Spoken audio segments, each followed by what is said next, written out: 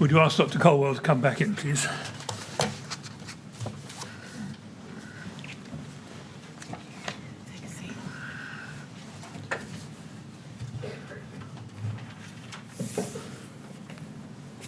Right, Dr Colwell.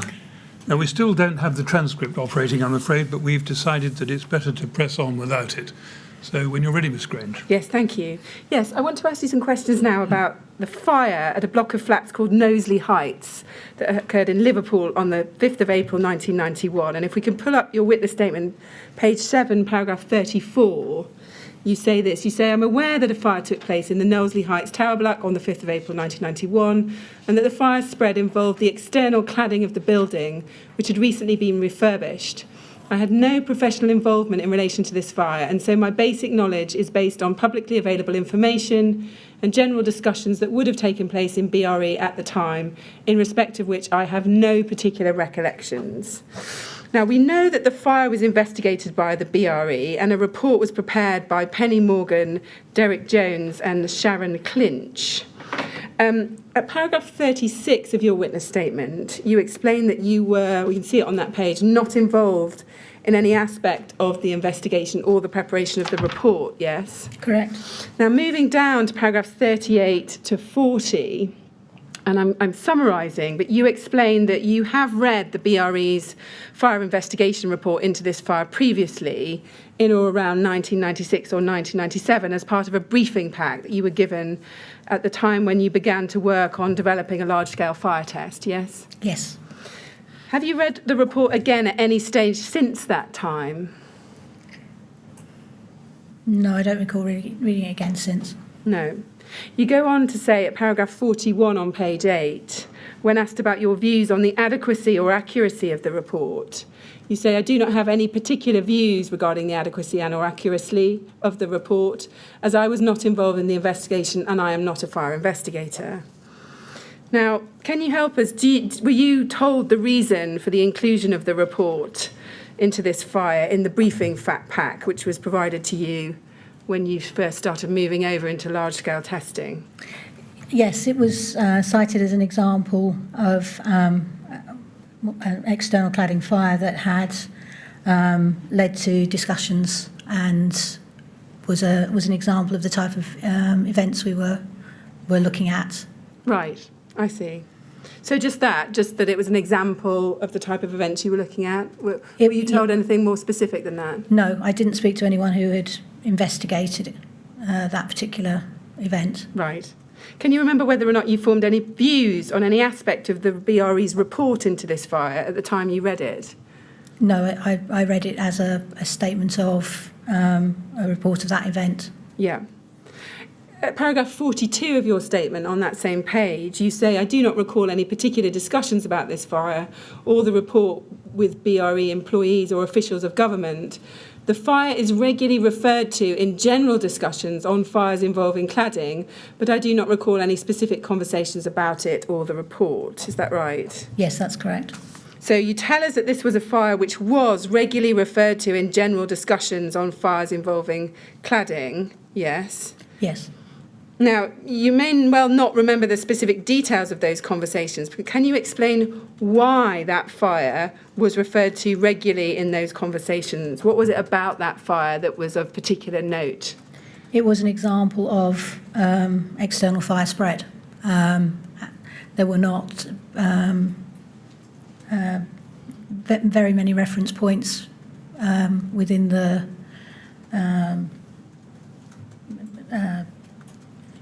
sort of environment to refer to. So it was one that was generally referred to as this was an example of a fire.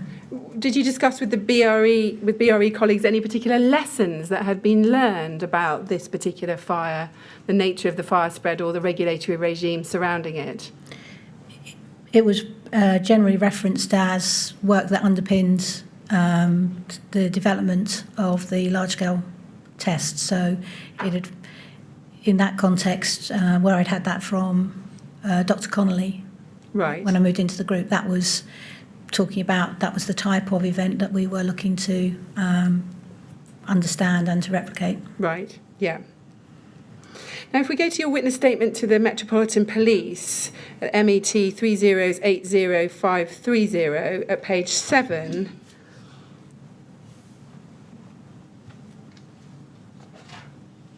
MET 3080530, page 7.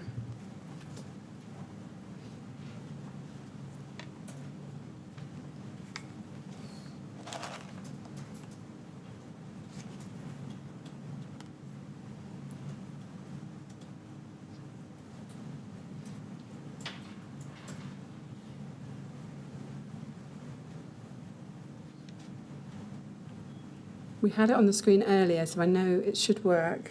MET 3080530. Here we go. So at page 7, looking at the 4th paragraph down on that page, there's a sentence which begins, I've been shown Newick's reference, and then there's a reference. And you say, which is a presentation that colleagues and I have delivered on a number of times. And in the next paragraph, we can see that you're referring to delivering this presentation at a CWCT AGM on the 7th of October 2014, yes? Correct.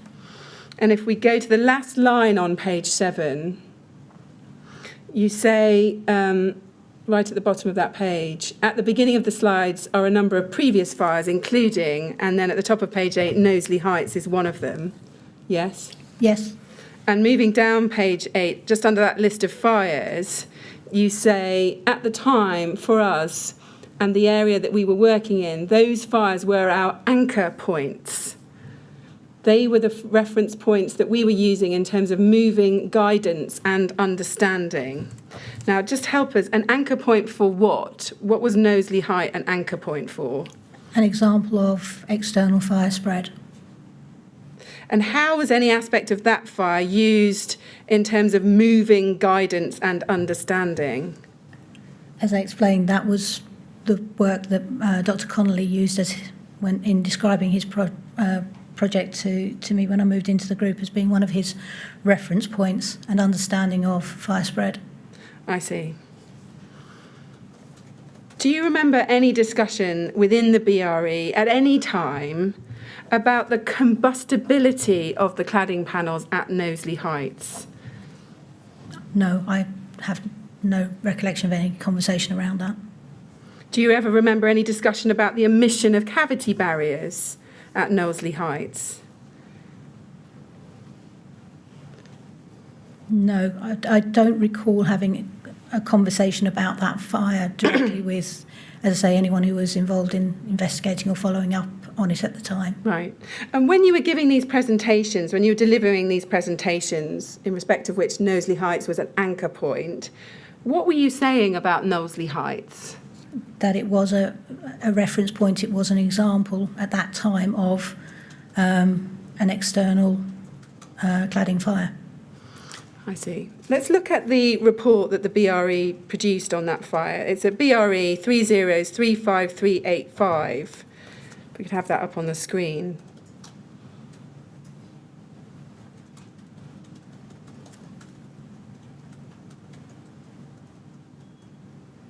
So this is, we can see it's summary of fires investigated between April 1991 and March 1992.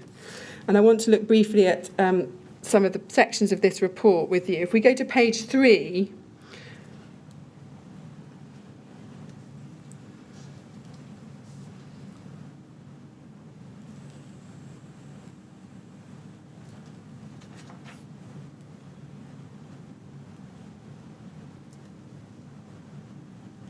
so there's a heading at the bottom of that page called The Building, and I want to look at the second paragraph down below that.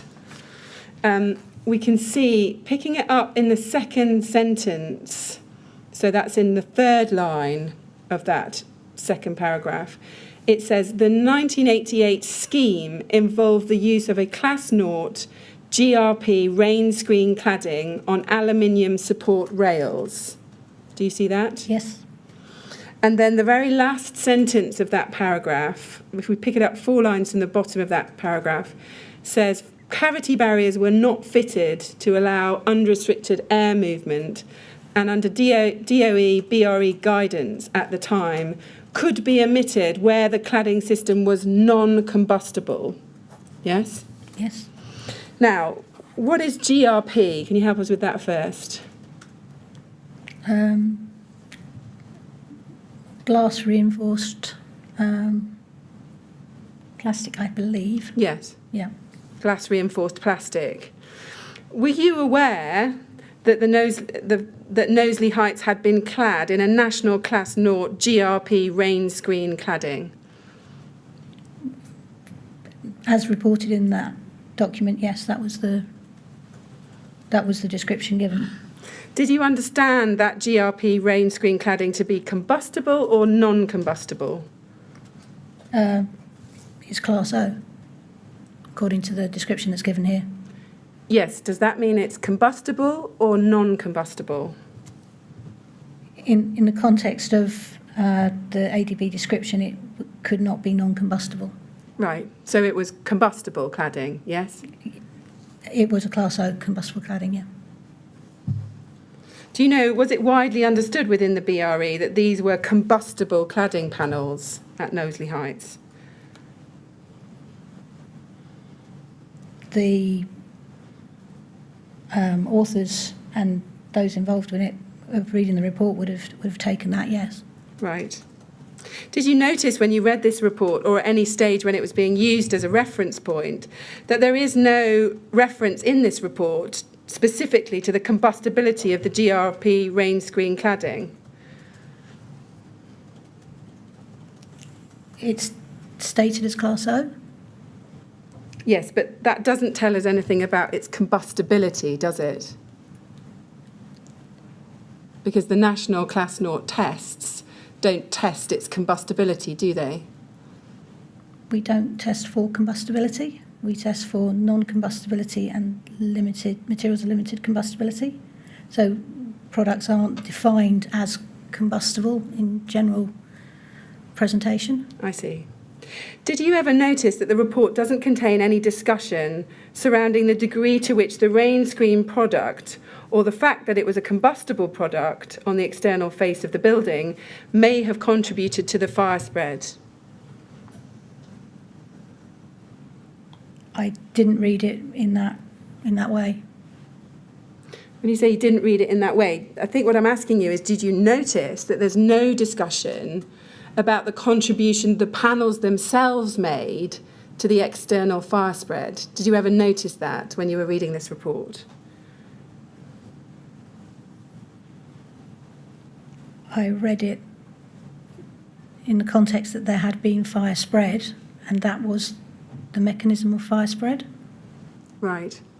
But you can't help us as to why we don't see express reference to that being a mechanism of fire spread, or the fact that the panels themselves, being GRP rain screen panels, contributed to the extent or speed of fire spread.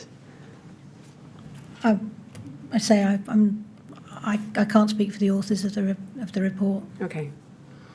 We just looked at that section on page 3, that second paragraph down, which tells us that no cavity barriers were fitted because that was permitted at the time in non-combustible cladding systems. Can we agree that the clear inference of that paragraph is that this was a non-combustible system? Otherwise, why would that sentence read as it does at the end?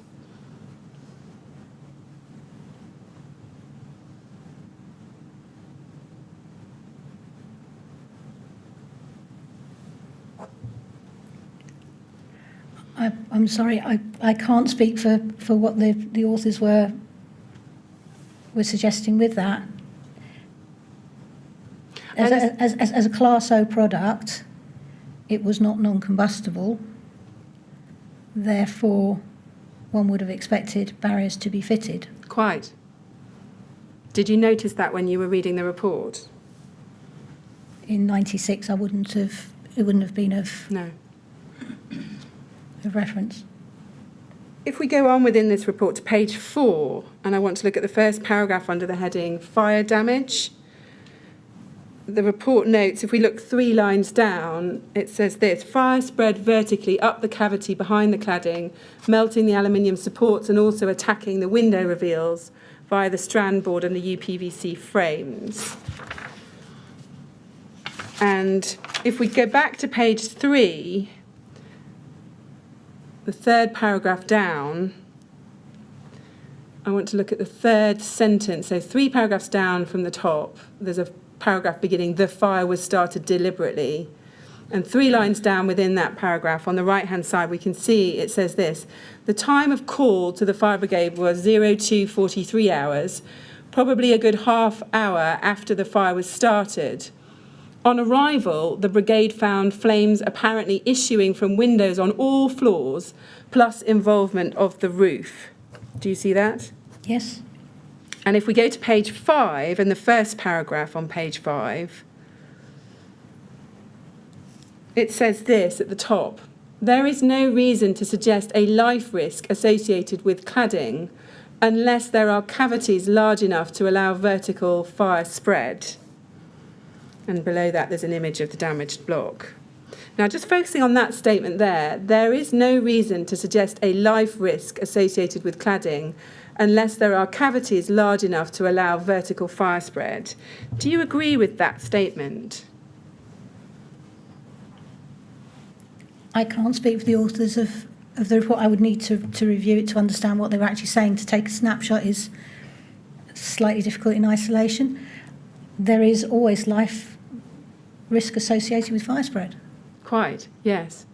I mean, it does look like a slightly odd sentence. Can we agree that it's saying there's no reason to suggest a life risk associated with cladding unless there are cavities large enough to allow vertical fire spread? That statement is a rather odd one, isn't it? Out of context of the rest of the report, they must have had some rationale behind making that statement. I can't speak for them on that. I'm sorry, I can't help you with this. Because there would be a life risk associated with cladding if the cladding itself was combustible, yes? There's a life risk associated with fire spread, yes. Yes. Can you help us with this? In 1996 or any other time, did you or anyone else give any consideration to advising government about the possibility of restricting the combustibility of external cladding systems? In 96, I would imagine that I wasn't party to those conversations. I was not engaged in that part of the programme. I don't know what discussions were had between parties at that time, but for them to have commissioned the work would suggest that they were interested in looking at what the implications were around that. Right. Can you help us? Was the possibility of restricting or even banning the use of combustible materials ever discussed at the BRE in the period after this fire? I wasn't party to any of those conversations, no, I don't know. Right. If we can turn to a different report, this is at BRE 30214115. We can see at page 1, this is a BRE Global Client Report. And there's no title, so this may be a draft, but this is the only copy the inquiry's been provided with. If we go to page 2, we can see that the report was prepared by Yassine Gelem Allah, who is a graduate consultant in July 2016. And it's authorised by you as Director of Fire Suppression, again on the same date in July 2016. Do you see that? Yes. Do you remember approving this report, or authorising it? No. It seems to be 2016, so it's more recent than the period we were just looking at. Mm-hmm. If we look at page 3, and we look at the last line of text, it says this: this document sets out, outlines and consolidates the development of the BS 8414 test series. Yes. Does that help? Yes. Yeah. Can you help us? For whom was this report prepared? Do you know? It was a piece of work to bring together, as the opening statement talks about, where the development of the test methodology had come from. Yes. Do you know who it was prepared for? Was it prepared for government or a commercial client? I don't recall directly. I believe it was something that was done internally for our own reference to bring everything together. I don't recall. Apologies, as I say, I don't recall it going beyond being drafted up as a document for reference. Yes. Okay. Let's look at page 21. At paragraph 2.3.1, well, 2.3, there's a heading, events leading to BS 8414, and then below that, 2.3.1, there's a heading, Noseley, and then some background. Now, we're not going to go through the whole of this section, but do you remember reading the report into the Noseley Heights fire again in 2016 when you approved this report?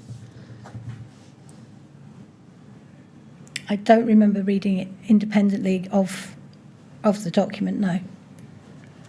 If we look at page 22 of the report, section 2.3.1.2, there's a heading there, cladding construction at the top. And we can see from the first two paragraphs that the building is described, and the cladding is described as rain screen GRP board. Do you see that at the beginning of the second paragraph? The facade was overclad with a rain screen GRP board on aluminium rails. Do you have that? Yes. And if we look at the third paragraph, it says mineral fibre rock wool insulation of 100 millimetre thickness was held into the wall of the building with plastic fixings, and to allow air movement within the cavity, no cavity barriers were installed. And according to the regulation in force at this time, cavity barriers could be omitted when the building was considered non-combustible. Do you see that? Yes. There's no reference in that section, or indeed in the whole of this report, to the fact that the GRP panels installed on Noseley Height were combustible, is there? No. In fact, this report repeats the content of the 1991 report we just looked at, that cavity barriers could be omitted where the building was considered non-combustible. Yes? This report is a consolidation of that information. It's not a revisiting of the events. So this would have been taken as a literature review from that commentary. Yes, but the point I'm getting at is once you know it's GRP, glass reinforced plastic board, can you explain why it said cavity barriers could be omitted when the building was considered non-combustible? Because that was what was written in that original report. It's not saying that it was correct. It was saying that was presuming the rationale behind it. Well, why don't we see a footnote anywhere or an extra paragraph saying we've noticed that, in fact, we can see that the GRP board was a combustible board. It wasn't non-combustible. And so when you're referencing this fire, that's a consideration. Why don't we see that anywhere? Given that I don't recall the context of this being issued, and given that it was a summary of that position, as a reader, recognise GRP as being a combustible product,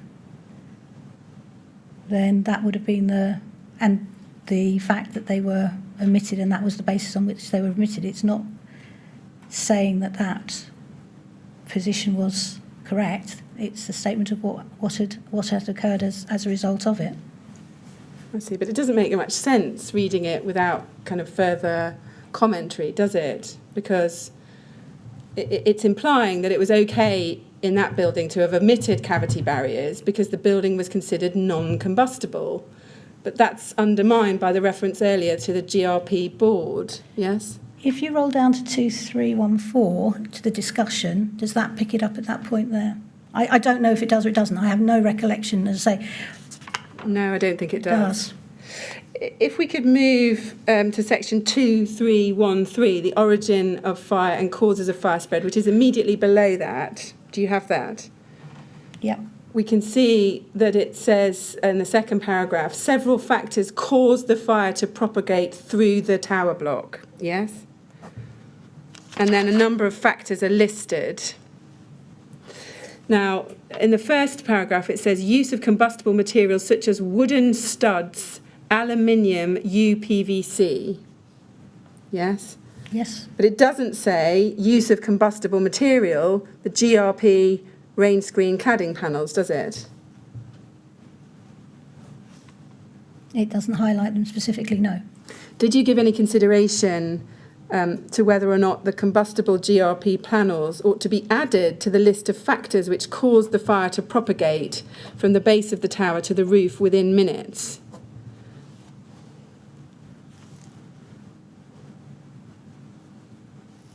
Given that GRP was combustible, it could have been highlighted, yes. Yes.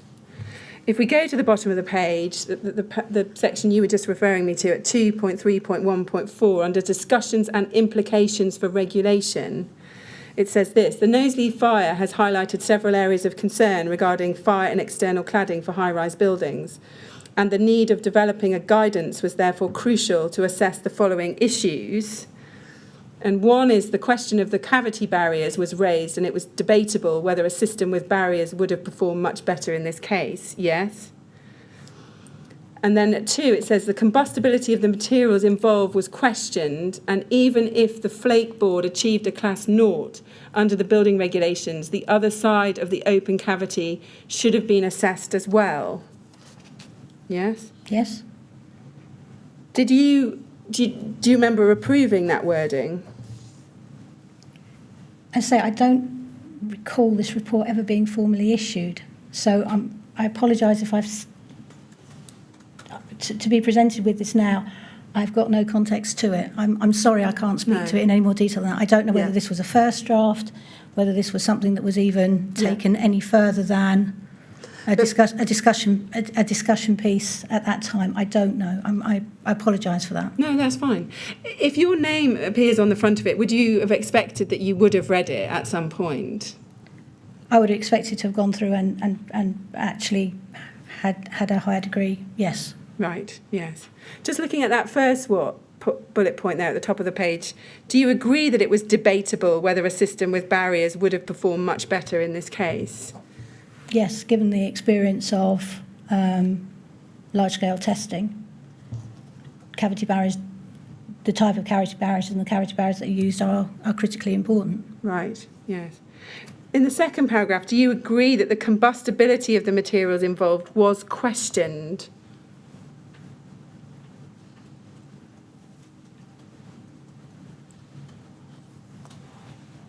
In that it was a Class O board, then yes, that was something that needed to be addressed, and that was, as I said previously, with the Connolly work, something that led to the development of those large-scale tests. Right. Can you help us with was questioned? What does that mean? The combustibility of the materials involved was questioned.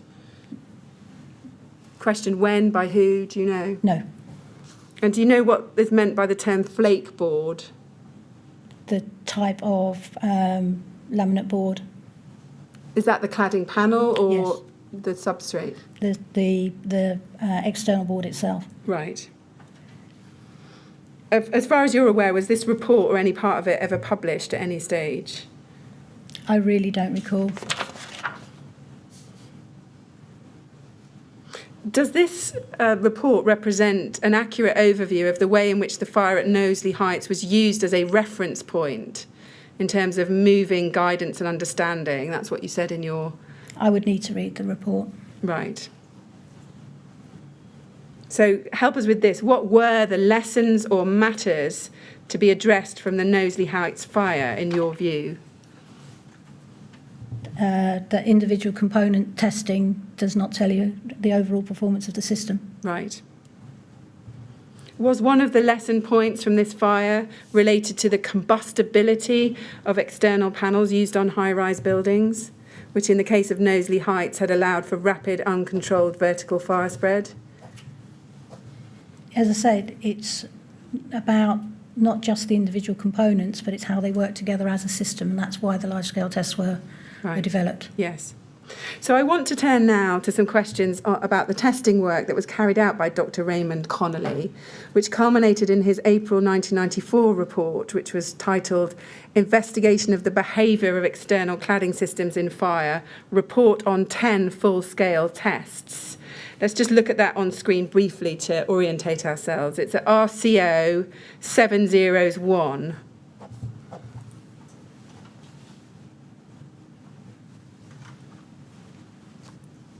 RCO 701.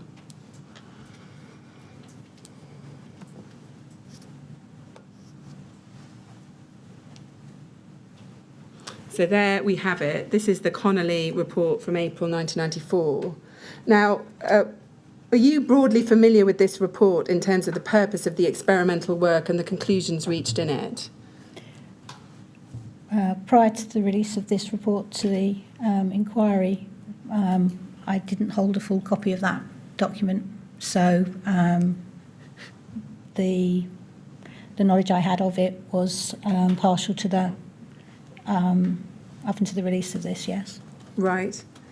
So does that mean that there wasn't a copy available within the BRE's database or library for you to look at? There was no complete copy available. Right. Did you ever see a full copy of this report as part of your work on large-scale fire testing?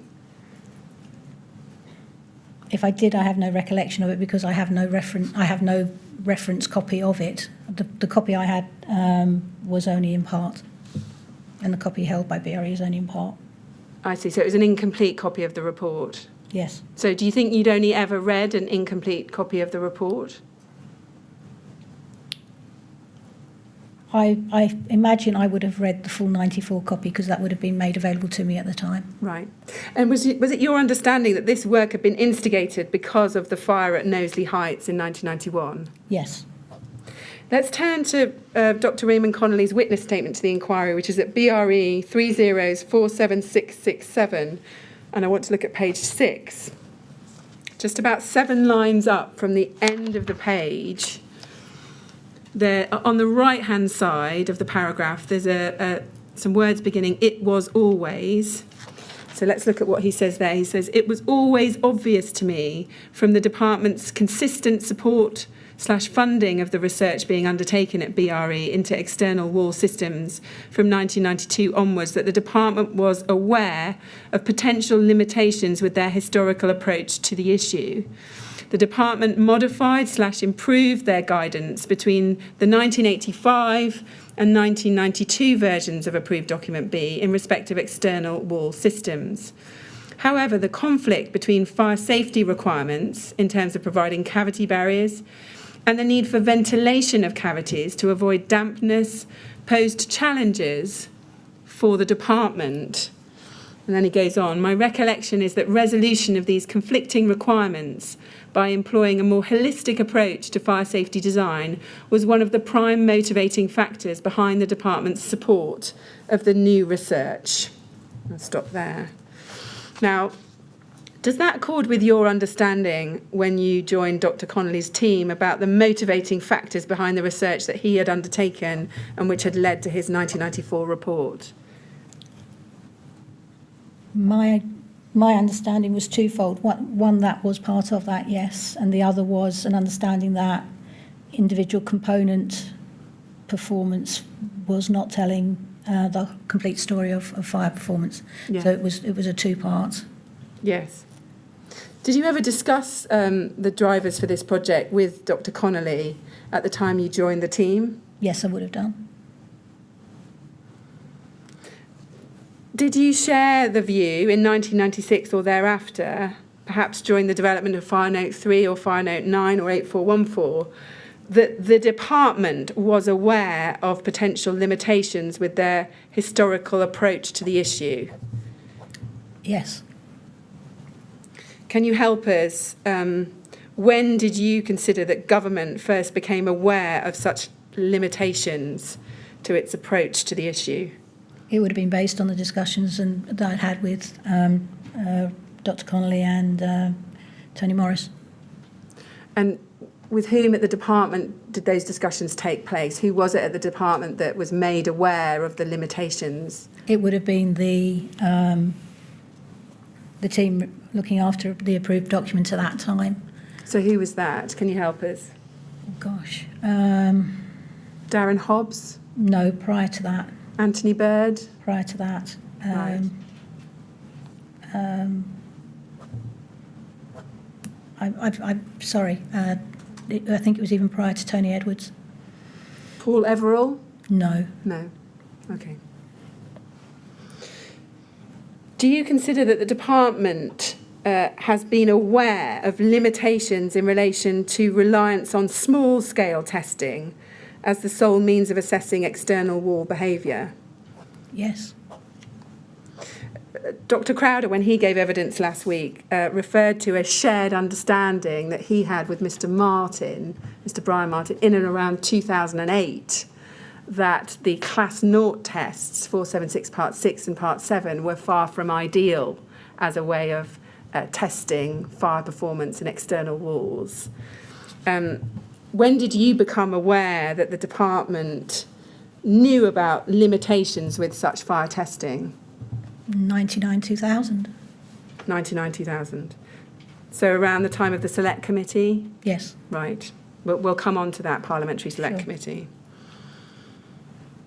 And what about the conflict that Dr Connolly describes in that paragraph of his witness statement between fire safety requirements and the need for ventilation to avoid dampness? Do you consider that to have posed a challenge to government over the years? To government and to industry, yes. Yeah. Now, if we go to your witness statement at page 11, paragraph 63 now.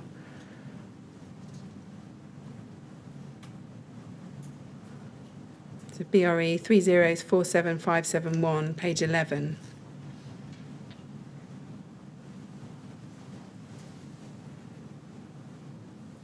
And if we look at paragraph 63, you were being asked about the development of Fire Note 3, which we're going to come on to, in relation to the theoretical basis underlying Fire Note 3. You say at paragraph 63 that it was as set out in Dr Connolly's 1994 report. Is that right? That's correct. And at paragraph 64, below that, you go on to quote from Dr Connolly's report, yes? Yes. We'll come back to that. And if we go down to paragraph 67, you tell us that Dr Connolly's report was taken into account in the development of Fire Note 3. Is that right? Yes, that's correct.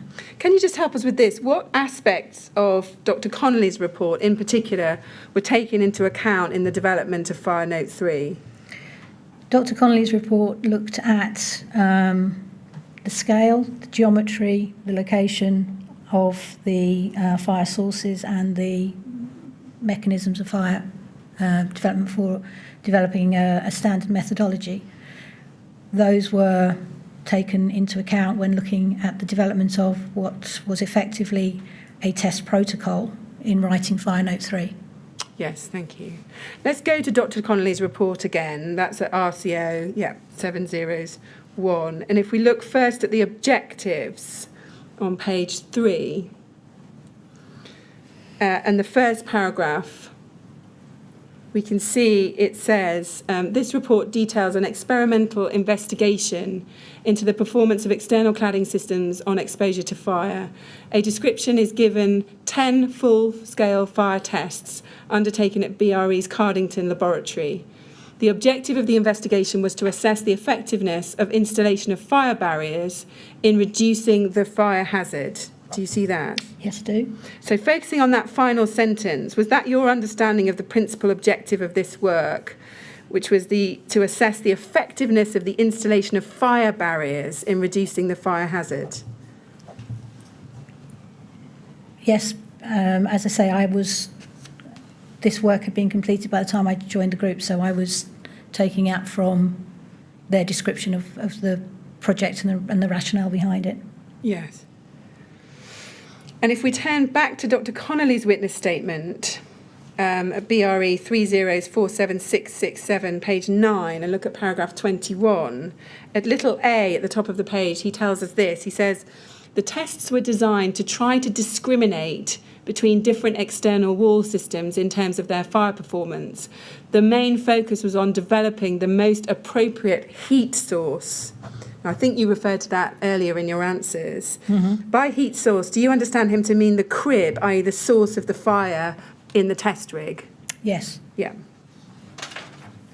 And again, does it accord with your understanding that that was a main focus of his experimental work? Yes, it does. Yeah. And if we look down paragraph 21 at little d, he tells us this. He says, I cannot recollect, but basically saying the systems were likely to have been chosen as being representative of systems commonly in use within the industry. Do you see that? I do, yes.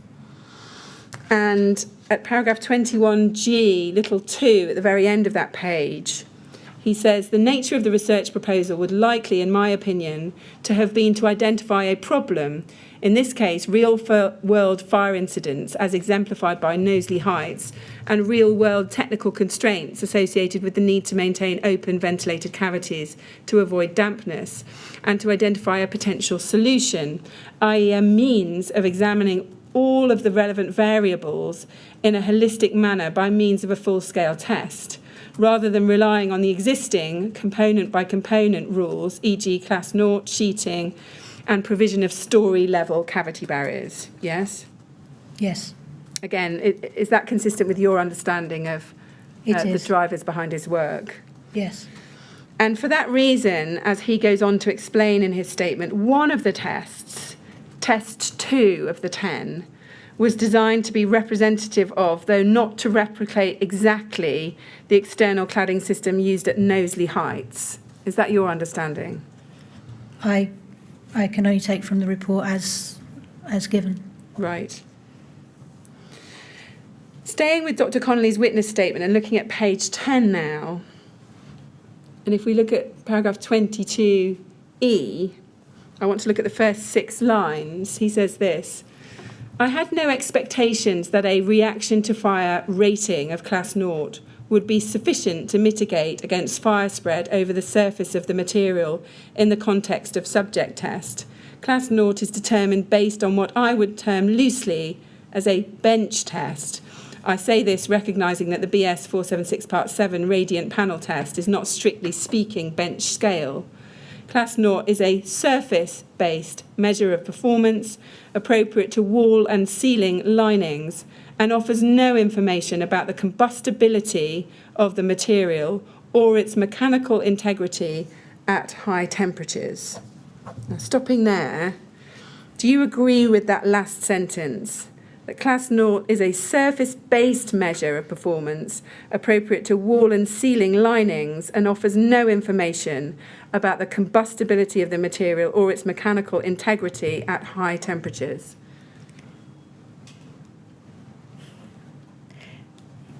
Yes, I agree with the context of what's been said. The issue arises again, and I think it's something we keep returning to in different forms, is the definition of combustibility. Because combustibility has no formal definition in a way that is easy to present. We talk about non-combustible against different benchmarks, and we talk about materials of limited combustibility in terms of, again, performance characteristics. So in terms of going back to your earlier point about GRP being combustible as Class O, this is saying exactly the same.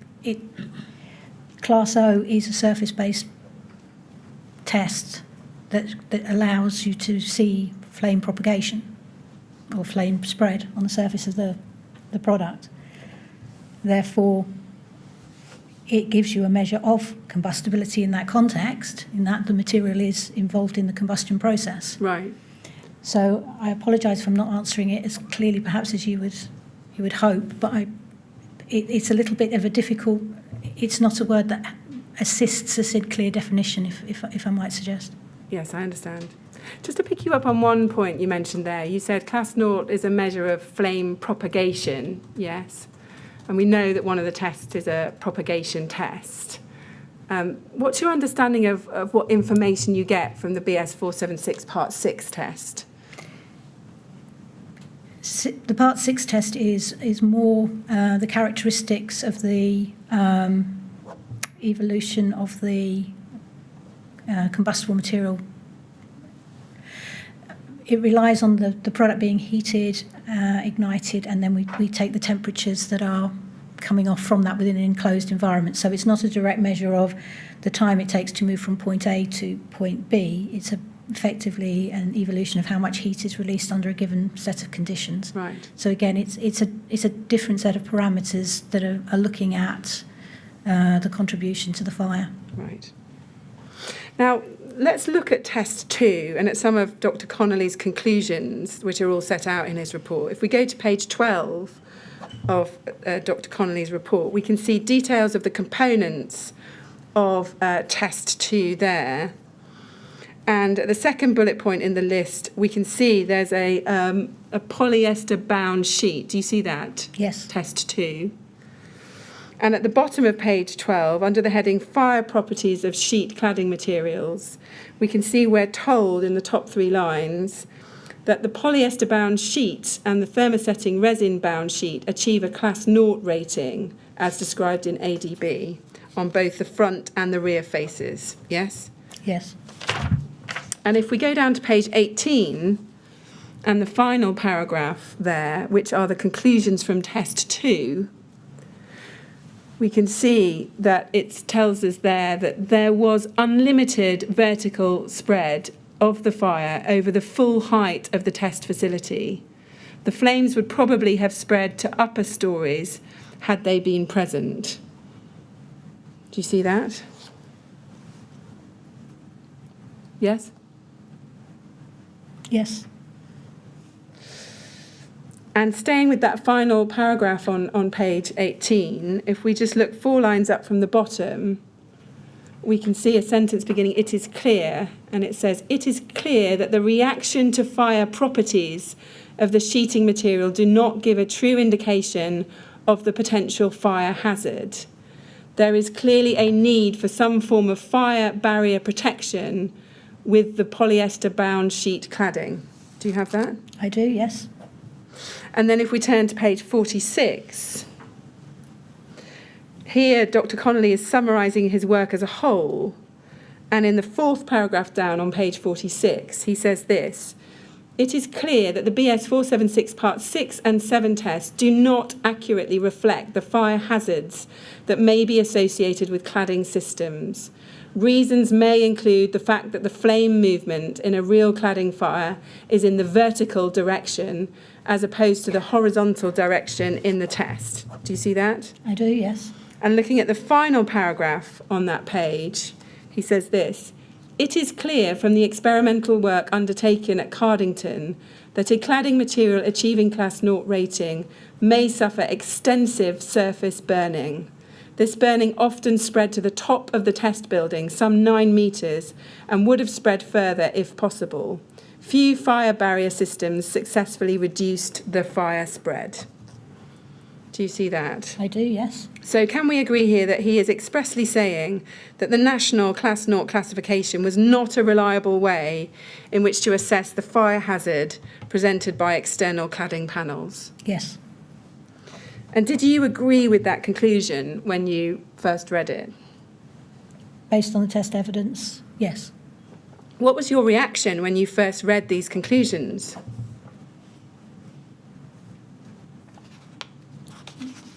It explained the background to why the work that I was being asked to become involved with was being undertaken. Right. Were you surprised by that? That a material in a large-scale test, or a cladding material, which had achieved Class 0, might perform so poorly in a large-scale test? Given that the work was being undertaken, that was my assumption, that something was the work was being undertaken because of that reason, that it wasn't behaving as expected. I see. So it didn't come as a surprise to you when you read that?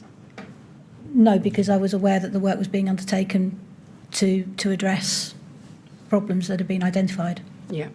In his witness statement to the inquiry, and I'm summarising, there's no need to go back to it, Dr Connolly explains that this was not a new discovery, and he expresses the view that there was no reason that it would have needed any kind of emergency response from the department.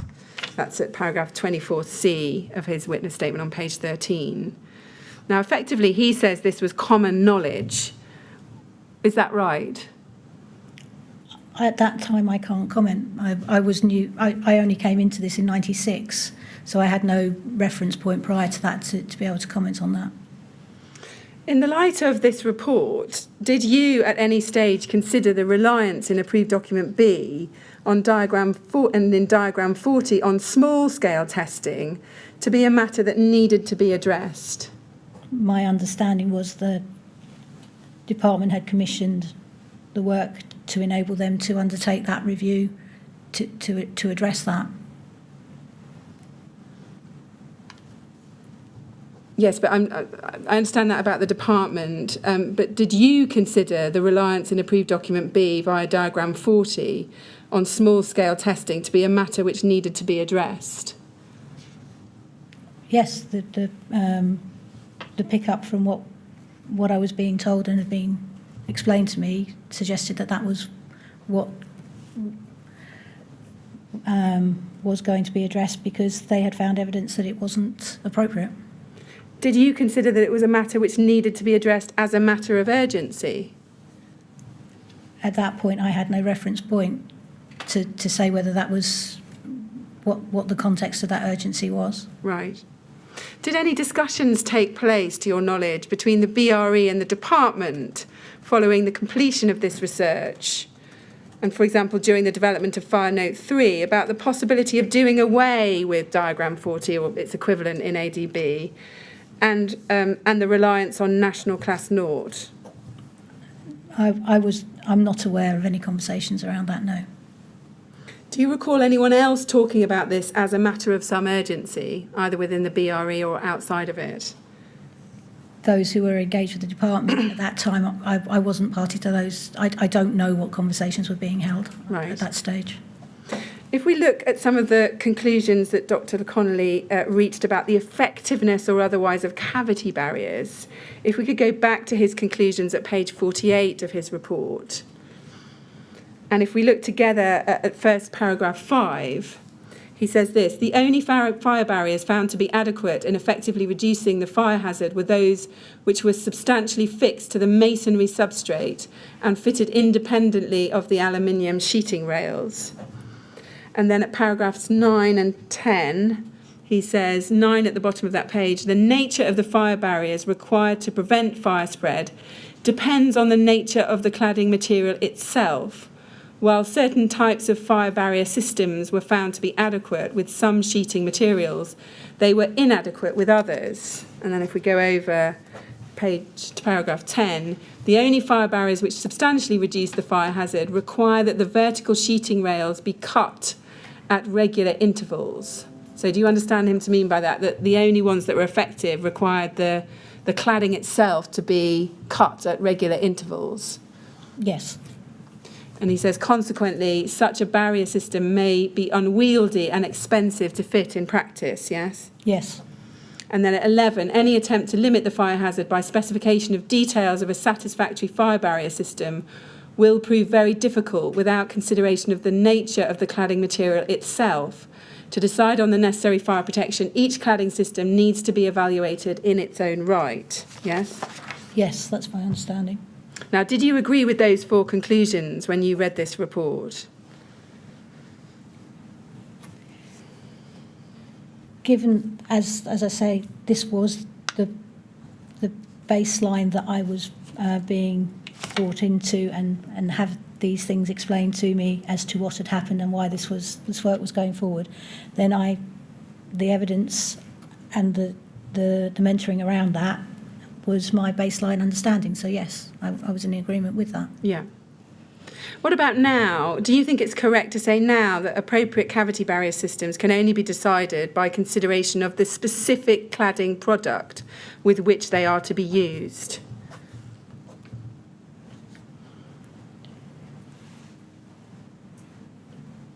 given my knowledge and experience, I would say that the cladding, the barrier systems need to have been tested with the systems they are being used with, yes. Right. And that the whole system, including the cavity barrier, needs to have undergone a large-scale fire test. Is that your opinion? For these systems, yes, I believe that's the only way to determine the performance of all the elements. Right. As I've explained in 135, that's the approach that was set out. Yes, and I just want to press you. Is it your evidence that that's the only way that you can determine properly the fire performance of these systems? For systems involving the combustible elements, yes. I see. Now, was this aspect of the report about the effectiveness or otherwise of cavity barriers ever discussed or considered by you with any colleagues within the BRE? This report? Yes. Yes. And the conclusions about cavity barriers and their effectiveness, do you remember having specific discussions about that? They formed part of the rationale and the basis for the development of the Note 3, Note 9 and the guidance, so yes. Yeah. Now, just before we move on to another topic, I want to ask you about another of the conclusions arrived at. If we go within this report to page 49 and look at paragraph 12, we can see that the final conclusion is as follows. It says, for the rational design of cladding systems, there is a clear need for full-scale testing of performance in fire. Such tests would help determine the adequacy of fire barrier systems when used in conjunction with a particular sheeting system. Yes? Yes. And again, did you agree with that conclusion when you read the report? Yes.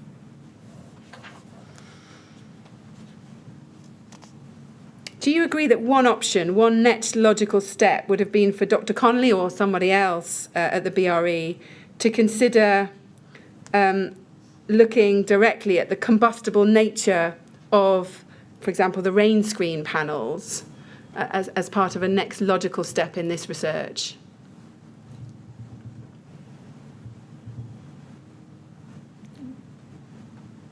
Sorry, So let me try it like this. The degree to which the fire might spread in the absence of a combustible rain screen is not interrogated or discussed in this report, yes? yes. Do you agree that that might have been the next logical step, to have considered the extent to which a fire might spread in the absence of a combustible rain screen as the next step?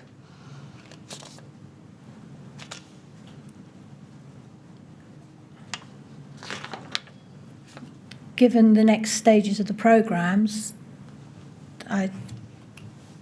that followed through. You think that did follow through, do you? The next set of PII programmes, we're looking at different types of cladding systems. I see. Let's turn now then to Fire Note 3. And if we can go to BRE 405868, we can see that this document is called Fire Note 3, Test Method to Assess the Fire Performance of External Cladding Systems. Yes? Yes. And it's published by the BRE in 1998. The date is in very small print, actually on page 2. You can take it from me that it says first published in 1998. Yes. On that page. And we can see, going back to page 1, that you are listed as an author of Fire Note 3 alongside W.A. Morris, D. Schmidt, is that David Schmidt? Yes. A. Andrews and Dr. Connolly, yes? Yes. And if we go just at this point over to page 4 within this report, and just read paragraph 1.1 under scope, it says this test method enables an assessment of the behaviour of non-load-bearing exterior wall assemblies, including external cladding systems, rain screen over cladding systems, external wall insulation systems and curtain walling when exposed to an external fire. Yes? Yes. So just to be absolutely clear, what Fire Note 3 is doing is setting out a method for doing a large-scale fire test, yes? Yes. And a method for assessing the performance of a particular cladding system, yes? Yes. It's not a piece of research that reported on No. the combustibility or otherwise of products, is it? No, it was the output from a series of additional tests that were undertaken following the Connolly work to enable the test method to be presented. Yes, I see. Now, if we go in your witness statement at page 9, paragraph 49, you're asked about when discussions as to the development of this test method began, and you tell us, you say, I don't know when discussions began as I joined the project team partway through the programme as part of the experimental team, so was not involved in the development stages of the project. Is that right? That's correct. Can you help us? When was it that you joined the project team? Was it in 1996 when you went over to large-scale fire testing? That's correct. And at what stage was the project when you joined it? Can you help us as to what work had already been carried out? The majority of the actual fire tests have been completed against the draft protocol that became Fire Note 3. Right. And you refer to joining the experimental team. What other teams were there working on this project? So I became involved in actually undertaking the testing itself. The project leaders, Dr Connolly and Tony Morris, were more involved with the actual drafting and discussions around the direction of the project. Right. And if we go to page on page 9 and look at paragraph 52 towards the bottom of that page, you say in respect of Fire Note 3, you say, my understanding was that the test was being developed to extend work already going on in the International Organisation for Standardisation, ISO, to enable the benchmarking of fire spread involving external cladding systems, yes? Yes. Now, from where or from whom did you come to understand that this work was intended to extend the work already being undertaken in the International Organisation for Standardisation? Tony Morris. Right. And what was that work that was already taking place? ISO had a technical committee that were looking at developing a large-scale fire test scenario for external cladding systems. Right. And was the BRE involved in that work as well? Yes. And do you know who at the BRE was involved in it? Tony Morris. Right. And were there any other specific drivers which led to the development of this test method? Or was it really just a continuation of the work which had been carried out by Dr Connolly? My understanding was that it was the primary driver was to formalise the findings from Dr Connolly's work to provide a methodology, and that methodology would feed into other standardisation work that was going on. Right, yeah. And if we go to paragraph 53 on the same page, we can see you were asked what was the specific circumstances or drivers which led to the development of this test method, and you say, I believe that the test was developed to benchmark fire spread involving external cladding systems, but have no other specific knowledge. Is that right? That's correct. And again, what do you mean by to benchmark? Do you mean to be able to compare fire spread as between one system and another? Yes. And did you have any other understanding of the purpose and aims of the project you were working on? No, my understanding of the development of Fire Note 3 was to provide a test protocol that could be used for Right.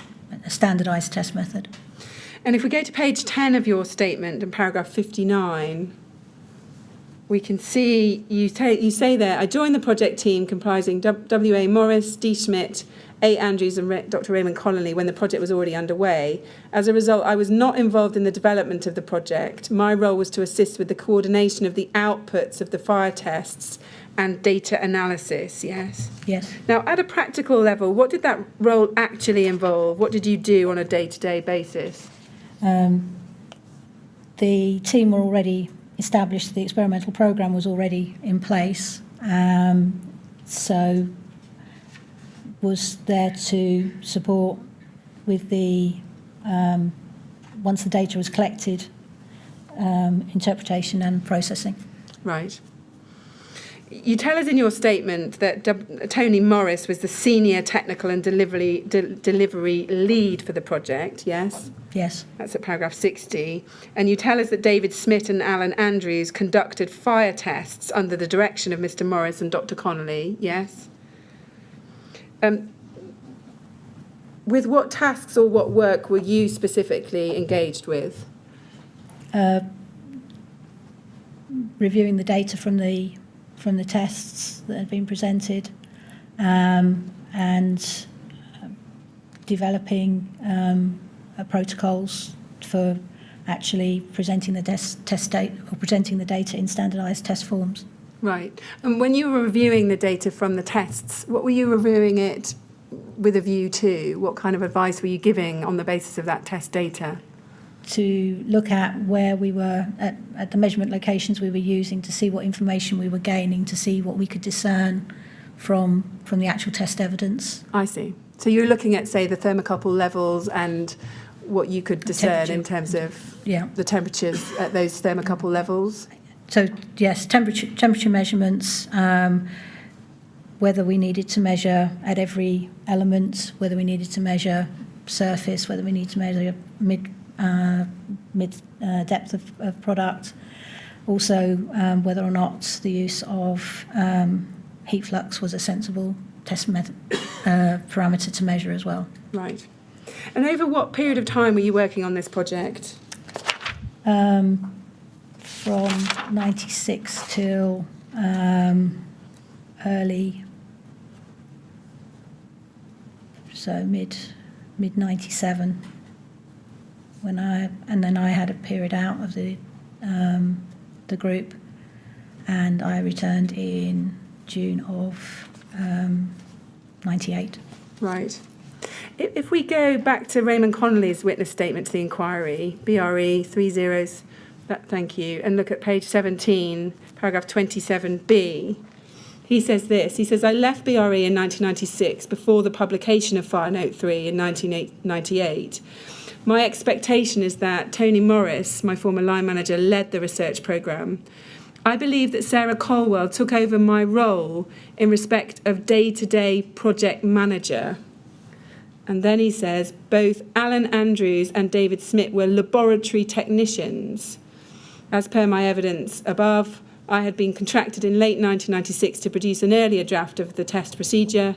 My memory is that I was named on the 1998 report out of courtesy. I may well have assisted Tony Morris or Sarah Colwell by reviewing a draft of the report, but I have no specific memories of that matter.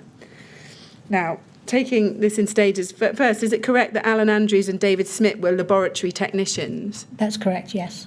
Were you senior to both of them? Yes, I was. You were a senior scientific officer at this point, yes? Yes. Is Dr. Connolly correct when he says that you took over his role as the day-to-day project manager?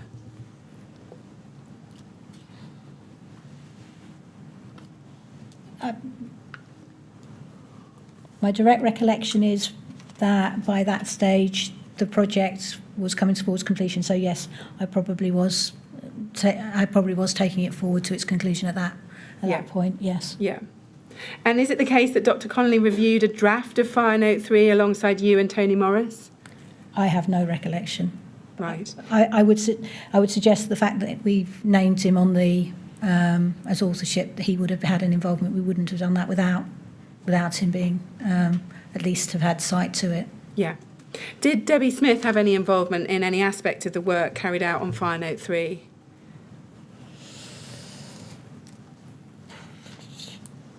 Probably not, no. Right. If we turn back to your statement at page 10 and look at paragraph 58 of it,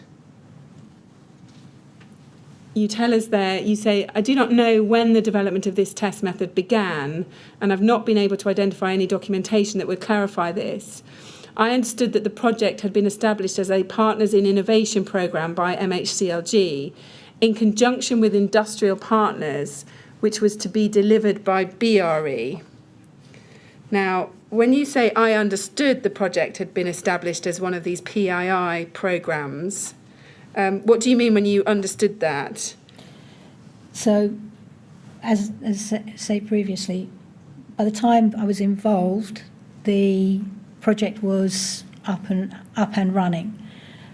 It was referred to as PII. So my understanding was therefore that the MHCLG and the industrial partners were delivering that as the programme, with BRE actually undertaking the fire tests and the data analysis. Right. So when you joined the project, was it still being carried out under that programme in conjunction with the department and industrial sponsors? Yes. Who were the industrial partners? Can you help us? Oh, gosh. I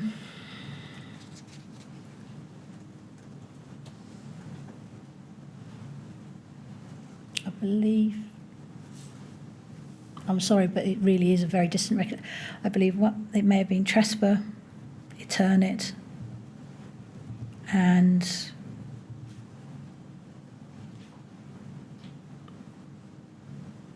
I'm sorry, I would need to check.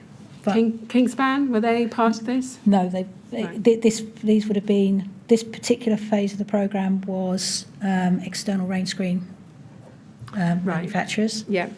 There was another programme which was going on in combination with that, which was involving insulated renders as well. Right. But it was being operated under a different... there were two contracts going on at that time. And do you remember any of the industry partners who were involved in the insulated renders work?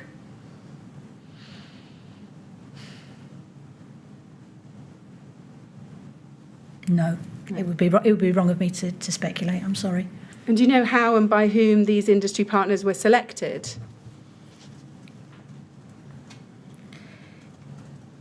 In practice, my experience in later PII projects was that we would go to the trade associations and they would then ask of their bodies, did any groups wish to be involved, and that would then be managed by the department, because obviously there were contractual relationships associated with that. Right, I see. At paragraph 62 of your statement over the page, you tell us that the selection of the systems tested and the subsequent direction and drafting of Fire Note 3 were based on the findings from the fire test, and they were then reviewed and discussed with government and industry partners sponsoring the project. Now, can you remember, were there regular formal meetings at which these matters were discussed with government and the industry partners?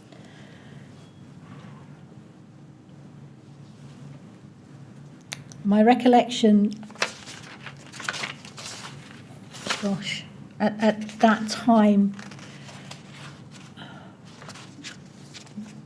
a draft of the Fire Note 3 was in circulation. Data from the tests was also in circulation and shared with all parties, and there was a meeting to discuss that proposal and those findings.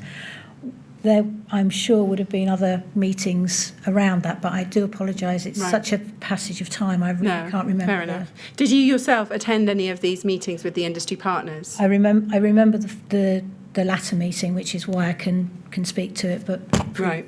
apologies for previous. Do you remember any suggestions or queries being raised by any of the industry partners in respect of this project? I would imagine there was quite detailed conversation around it, because each of their systems would have been tested, so they would have wanted to understand the data that was being presented and how that was being used collectively. But I have no specific examples I can cite, I'm sorry.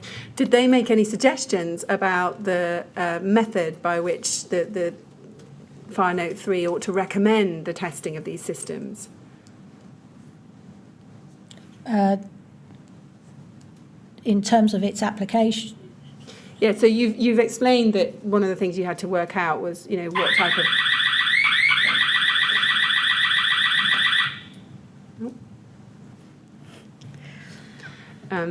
I think we'll carry on until I we're think told. just keep going for the Yeah. moment. You've explained that one of the things you were working out was...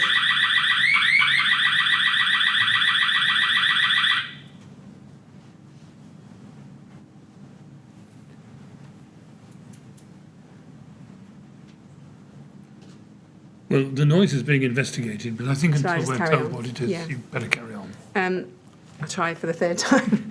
You've explained that one of the things you were looking at is what kind of data you were going to gather from these tests and where the data point, where the thermocouples were going to be, in the middle of the panel, the outside of the panel, the inside of the panel, all that was being worked out. Did these industry partners make suggestions about the test methodology and how it ought to be set out in Fire Note 3? They would have been at the initial stages, and they would have had involvement in defining that test methodology. But as saying, that was based on what had already come from Connolly's work in '94. So there's very likely to have been very little discussion around that. That said, that's speculation on my part because I wasn't party of those conversations. By the time I'm meeting with industry, the test work has been carried out to a defined protocol. So I'm looking at the data in terms of what are the resulting outcomes from that. I see, yes. And at paragraph 62, we just looked at that. You say in the second line that the selection of the systems tested were based on the findings from the fire test. Are you talking about Dr. Connolly's tests there? No, the subsequent direction and drafting of Note 3 was based on the PII projects. Right. So the selection of the systems tested had come from the PII grouping, and the analysis was that I was looking at was based on the methodology that had been used to test those systems. Yes, I see. Now, can you help us with this? What fire tests were conducted under that PII part of the project? Because there is no record of those tests that we've been provided with. Can you help us as to what those systems were that were tested? So there were a range of rain screens and there were a range of insulated renders. And they would have been presented by the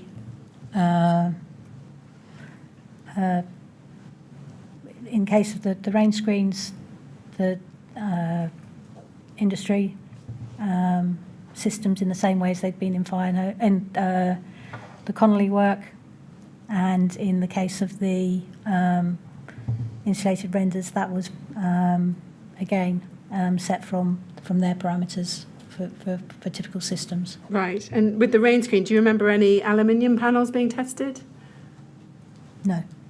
Any composite panels being tested? No, I believe they were HPL. As I say, my recollection is that from the rain screen side, it was 3 rain screen companies who were actually part of that process. And I think with the select committee, I think it was Eternit that were actually one of the representatives of that as part of that process. Right. I think that's... And just help us with this. You were carrying out these large-scale tests on different systems from those that Connolly had tested. Yes.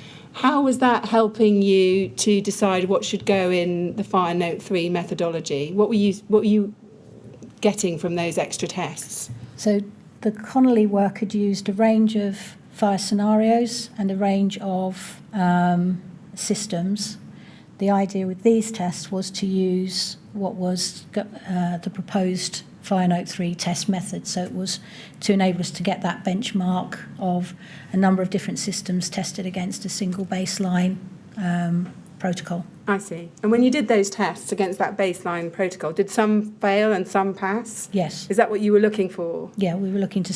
The idea was to see where the performance characteristics were. Right. And were you kind of looking for some kind of midpoint or collection of information so that you could select your pass-fail criteria? You're just looking to see how repeatable, how, again, within the process, testing similar systems, were they actually performing in ways that were anticipated that could then be compared on a similar basis as you would do with any standard test. And to, as you say, to look for different different characteristics that may or may not enable you to differentiate good performance from not good performance. Right. So did you see some poor performance in those tests? Yes. And what kind of systems were performing poorly?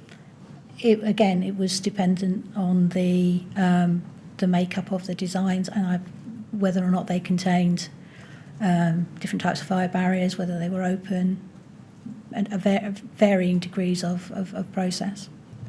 Mr. Chairman, I'm mid-topic, but this is as good a moment as any. Shall we have the... Should we break there then? Yes. We'll have a short break now then, Dr. Colwell. We'll come back at 25 to 4, please. And again, no talking about your evidence. Thank you.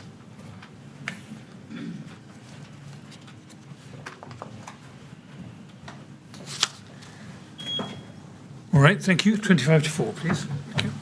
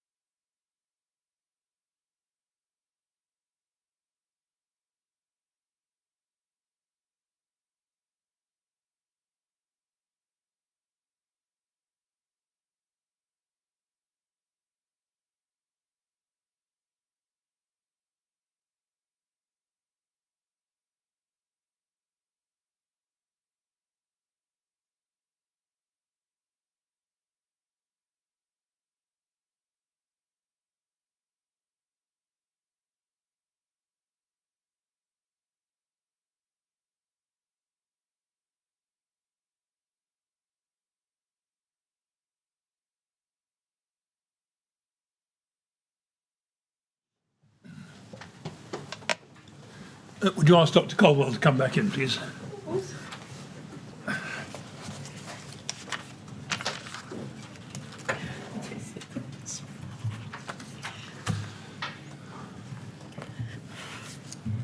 Right, all right, Dr Colwell, Thank you. ready to carry on? Rest was great. Yes, thank you. Yes, before the break, we were discussing the tests which led up to the formulation of Fire Note 3. Yes. Can you help us with this? Did you attend all of those tests? Not all of them, no. Right. Did any of the industrial sponsors or officials from the department attend those tests? They would have been invited, but I couldn't tell you which Right. test they would have been party to. Yeah. And can you explain to us this? Why don't we see a report like we do for contract, the 1924 contract that we'll come on to? Why don't we see a report setting out the data from these tests and what conclusions were drawn for them, which is the precursor to Fire Note 3? Why don't we see that report? My recollection is that it was done as a data collection activity to develop Test 3. So the data sets around that would have been generated, but what happened to them in the passage of time, I have no recollection of. I don't have them. I have checked Right. back on records, obviously, as part of this, but I've got no formal set to that. So you can't explain why we don't see those tests written up in a formal report so that people understand the backdrop to Fire Note 3 and how those tests impacted on the methodology in Fire Note 3? I believe they did exist because they would have been part of the PII project contract. Yeah. And can you remember any particular conclusions being drawn from the tests which led directly into the methodology? They would have all been benchmarked against the development of Fire Note 3. So Fire Note 3 is the conclusion of that work. So the characteristics that were set in the classification would have been taken on board from that. Right, I see. And did you also review the outputs of the fire tests that Dr Connolly had done in his work when you were looking at Fire Note 3? Yes, they would have fed into that because the data sets that were applicable would have flowed forward to that. And did any other testing or research contribute to the theoretical basis underlying the test method in Fire Note 3? So the work that was going on in the other standards bodies and the other wider context would have fed into that activity as well. Just the normal sharing of knowledge between research organisations. Right, yes. Now, if we go to page 12, paragraph 68 of your witness statement, you say that the assessment of performance, this is in Fire Note 3, was evaluated against 3 criteria. These were external fire spread, internal fire spread, and 3 mechanical response. No pass-fail criteria was set for mechanical response. This was purely a visual observation.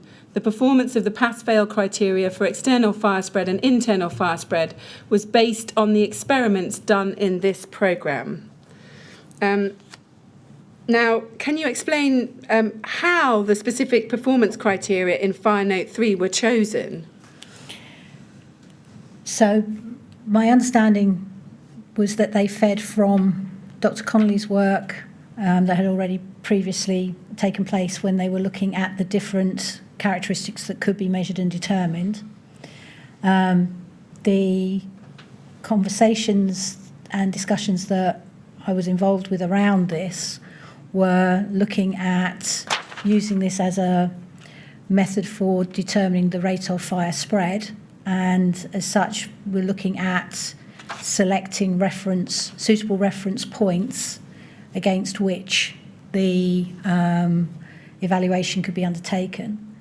In context of the mechanical response, it was so system dependent that setting a criteria for that was found to be in a standardisation process, something that couldn't be achieved, and even today in the later, most recent work in this area by other bodies, that performance value still has not been formalised. It's a quite a technical challenge. No, I'll come back to that. But sorry, I do apologise. Yeah. No, help us with this. What are those criteria deemed to represent? So we know that there's a criteria for external fire spread. If the thermocouples at the level 2 get to 600 degrees within a certain time frame of the start of the test, then it's a pass or a fail. Just stand back. What is that telling you? What is the test aiming at? So the test is looking at independent fire spread away from the ignition source. So if you take the test frame on its own, with no systems, with nothing added to that, and you use the ignition source that was derived from the original programme, you will develop a flame shape that is round about 2 metres in height. And that's regardless of what is on the actual surface of the product itself, the actual dynamic of the fire load. It's a very large fire source. It generates a fire plume. So the acceptance is that anything in that region will be engulfed by the fire. It will be subject to that fire source, and in and of itself, we're not looking at that as a transmission route or a spread of fire because it is engaged. The benchmark was to say, outside of that point, will the fire continue to burn? Will it sustain itself given the system that is in place? And if it does, how far will it sustain itself as a system, and how quickly will it travel as a system? Right. Hence the reason that level 1 on the system is set 2 metres above the height of the hearth itself. So you're measuring from 2 metres above to the next level of thermocouples above that. So the indicator for the start of the testing is to say, at that first level, we're interested in when the array of thermocouples on that front face reach the trigger point. Yes. So we know we have effectively a fully developed fire on the surface. Yeah. And then how quickly, or indeed does, the fire travel from that level 1 through any part of the system on the test facility to level 2. So be that on the surface, be that in the cavities or the voids, be that in any of the component elements within that. Hence the reason level 2 has a multiplicity of thermocouples placed within that. So we're interested in which routes, and are those routes developed because of the fire source itself? Yes. So not just does it travel on the external surface, but does it travel through the system in its own right? Yes. But help us with this on the pass-fail criteria. Why is a system which doesn't quite get to 600 degrees within the 15 minutes, but just gets just below that, why is that a pass? But then if you get to 601 degrees for the right, and I know it has to be for a certain number of seconds, why is that a fail?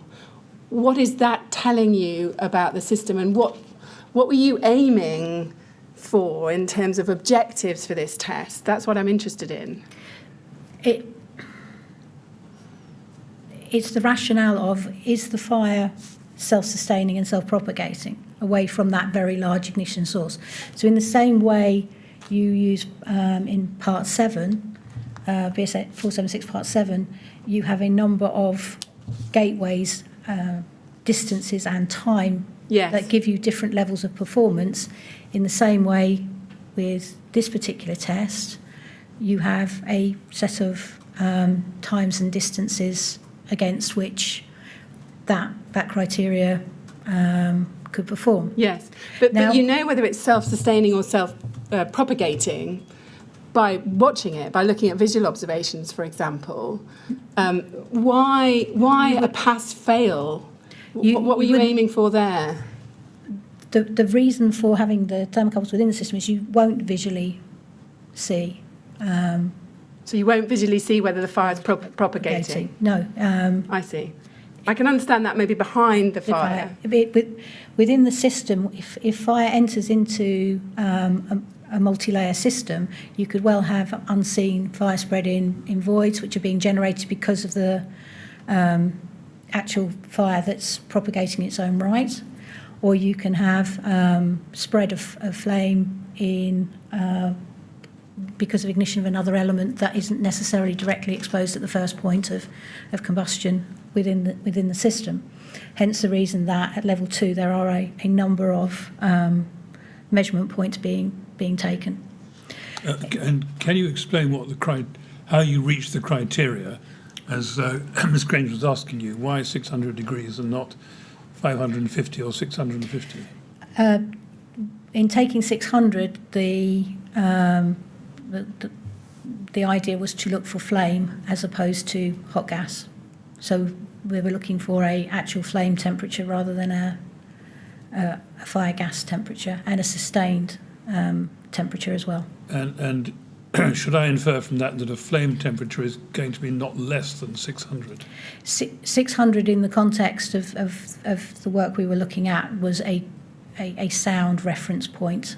There will be people who will argue that obviously you can have much higher, much lower, but as a reference point, 600 was considered to be an acceptable benchmark for that. Thank you. In that final sentence of paragraph 68, you say the performance of the pass-fail criteria for external fire spread and internal fire spread was based on the experiments done in this programme. Can you just help us with that? What aspects of those experiments determined the performance of the pass-fail criteria? So the data collected from those tests, as we said, were presented as a comparison against that standardised methodology. And MHCLG, as the regulating authority, and the other stakeholders were presented with that as a baseline, and a number of discussions around where those lines could be drawn were made. And I'm still searching for what the overall parameter was you were seeking to guard against. The functional requirement, it varied at different times. Sometimes was to resist the spread of fire, sometimes was to adequately resist the spread of fire. What did you have in your mind? Were you looking for adequate resistance? Were you looking for resistance to the spread of fire? What were you looking for when setting these performance criteria? Looking for something that did not propagate at rate. So adequate, I would guess, would be the best description of it. An acceptable rate of external fire spread. It was accepted from the outset that fire spread would occur. At no point was it ever suggested that we were looking for a total cessation, that it never got to level 2. That was not the criteria that we were being asked to work to. It was a case of what was an acceptable level of spread. But help me with this. What is an acceptable rate of external fire spread? How can you just determine that in the abstract? So, given the what was observed from the process, given the general mechanism of fire spread as well, which is fire will spread on the outside of a building through the normal passage of stepping through windows, etc. etc. Yeah. There was a discussion around what was that acceptable rate, and that 15 minutes was accepted by the parties as being a suitable benchmark. So that was accepted by what? The department and by industry as being a suitable benchmark? By all involved in that activity. And why 15 minutes? It fed to work that had and values that were already in place and understood around intervention times and around previous work looking at limiting fire spread. Yes. Help me with this. Doesn't the acceptability of the rate of fire spread or the level of fire spread entirely depend on your fire strategy for the particular building you're involved with? In terms of presenting this type of information, then and the regulation associated with that, then that's where those that are regulating would need to set what is that acceptable level. Right. But with a stay-put strategy for a high-rise building, help me with this. Why is any form of fire spread or fire propagation acceptable with a stay-put strategy? I'm sorry, I can't speak to that. It's not an area I have the knowledge or experience to understand why that approach or how that approach works with. I'm not an expert in the development of that wider ADB development. So all I can share with you is this was what was presented as being a route to understand the propagation, and this was presented to those that knew and understand that wider context, and was accepted as being something they were happy to work with as being a route. I understand you're saying it may be for others to answer these questions as well, but I want to understand, at the time, did you understand that the basic premise behind Approved Document B was that there would be a stay-put strategy for high-rise buildings? Yes. Yes. So just take that, explain how any form of fire spread, whether it's 15 minutes to 601 degrees, whatever, explain how that is compatible with a stay-put strategy. Because by definition, if you've got spread from one compartment to the other, your stay-put strategy is violated, isn't it? It's already violated by the mechanisms of fire spread, because fire spread will step, as the Stevenage fire demonstrated, with no combustible material on the outside of the building. There was a stepping process. That stepping process occurred. When I understand you correctly, to put it in this, if I were to put it in this way, you adopted certain measurement tests which reflected someone else's assessment of an acceptable risk. Yes. Yeah, I thought so. Thank you. Let's look at the performance criteria within Fire Note 3. If we go within it, so BRE 405868, look at page 9, and paragraph 10.1, there we've got those three performance criteria. And we can see at 10.3 and 10.4, we've been discussing it, that there is specific criteria set for external and internal fire spread. We've got reference to the 600 degrees for at least 30 seconds within 15 minutes of the start time. Now, no criteria are set for mechanical response. If we go over to page 10 and paragraph 10.5, it simply states that observation shall be made of any collapse or partial collapse of the system which is judged to be hazardous. Now, I think you said earlier that it was just all too difficult to set failure criteria for mechanical response. Is that right? That's correct. It will depend entirely on the system under test. If you have a large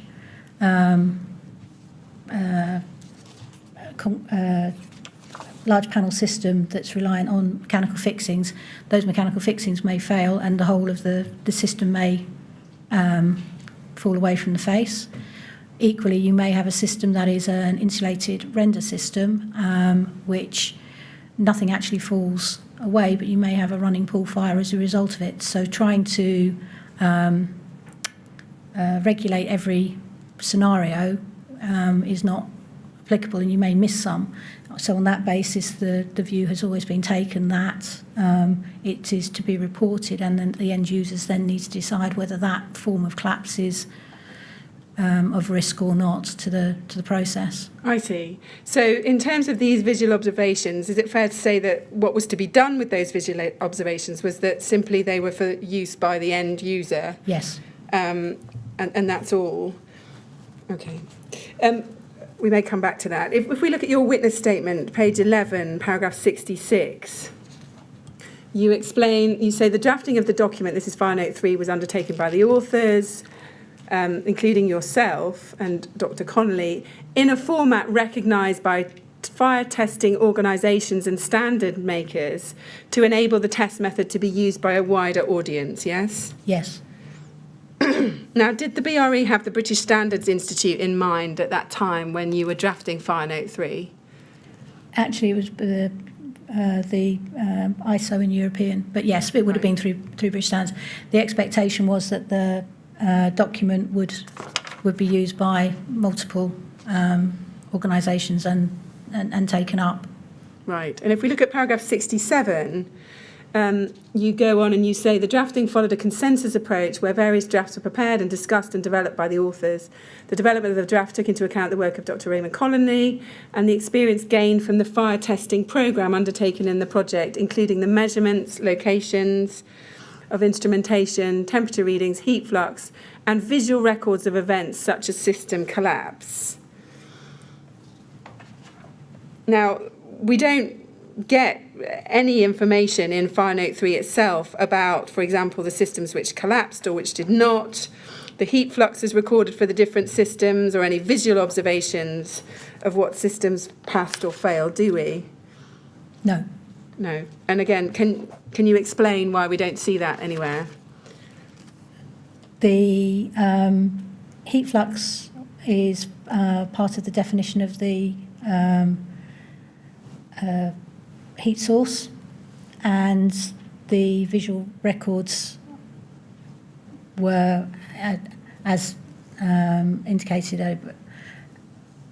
a record of what was seen. There was no, I have no recollection of any of the systems failing catastrophically. Right. You tell us at page 18 of your statement, paragraph 120, that Fire Note 3 was submitted to the department by the BRE in 1996, yes? Is that right? But you tell us you don't know who from the BRE submitted it.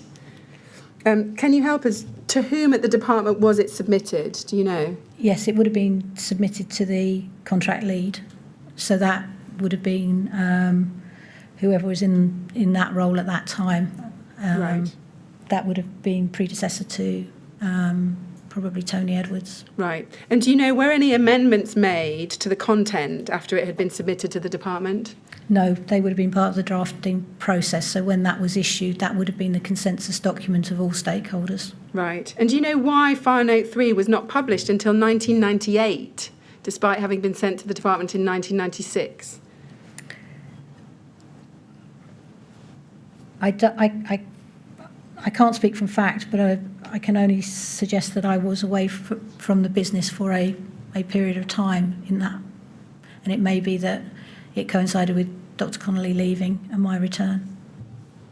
Right. But if all the amendments had been dealt with in the drafting process, do you know why it took the department 2 years for it to be published? I don't know. No. Turning now to some questions about the Garnet Court fire in Irvine on the 11th of June 1999. Were you aware of the circumstances of this fire at the time? Yes. And like Noseley Heights, it was a local authority block of flats which had been refurbished, in this case in 1991, the year of the fire at Noseley, and it was also clad in GRP panels, yes? Glass reinforced plastic panels. I understand that to be the case, yes. Yes. Were you aware at the time that it was clad in GRP panels? The feedback from those that went to investigate said that was the case, yes. And did you understand that those would have been combustible panels? As we've already discussed, yes, that would have. Yes. Yeah. Yes. Now, following the Garnet Court fire, we're aware that the BRE investigated and produced 3 reports into this fire. The first one I want to ask you about was produced for the Department for the Environment, Transport and the Regions. If we go to BRE 3035375, it's dated August 2000. And you tell us in your statement, we don't need to go to it, paragraph 88, that you were not involved in the BRE's investigation into this fire or the preparation of the report. Is that right? That's correct. But you tell us in your statement, paragraph 87, that you did read the report around the time of the fire, yes? Yes. And you also tell us that the fire would have been discussed generally by yourself and others in the fire safety group, although you don't have a specific recollection of those conversations. Is that right? Correct. as a team working together, if people were picking up information, it would just be general conversation. There was not a formal sit-down discussion around that. And who were the others in the fire safety group at this time? Can you help us with that? 2000.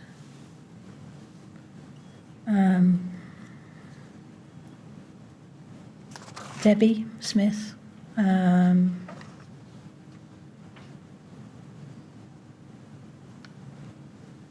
Those working on the investigations, that would probably have been Penny Morgan and Martin Shipp, I would imagine. Yes. Now, in your witness statement that we looked at to the Metropolitan Police, the Garnet Court fire is also listed as one of the fires that you describe as one of the anchor points for the BRE, yes? Yes. Can you explain for what purpose was the fire at Garnet Court an anchor point for the BRE? It led to the select committee, which led to the additional testing programme that developed the British Standard. Right. Can you help us as to what lessons were learned from the fire at Garnet Court by the BRE?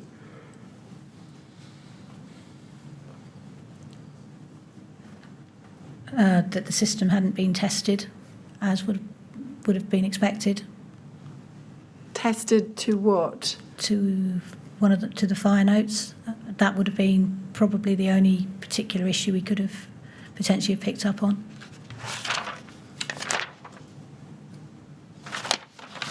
That mechanism would have been in place if they wished to use it. I see. Was that the only learning point that was taken away from the Garnet Court fire, that there hadn't been a large-scale fire test? In my area, that was the only one I was particularly aware of, yes. Right. I can't speak for the others. If we go back, within this report, if we look at page 15 of it,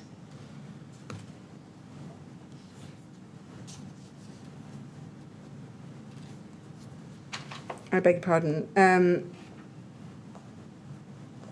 Did you notice when you read the report that the findings which concluded that the plume will have ignited the GRP and remained in contact with it and generated a self-propagating fire?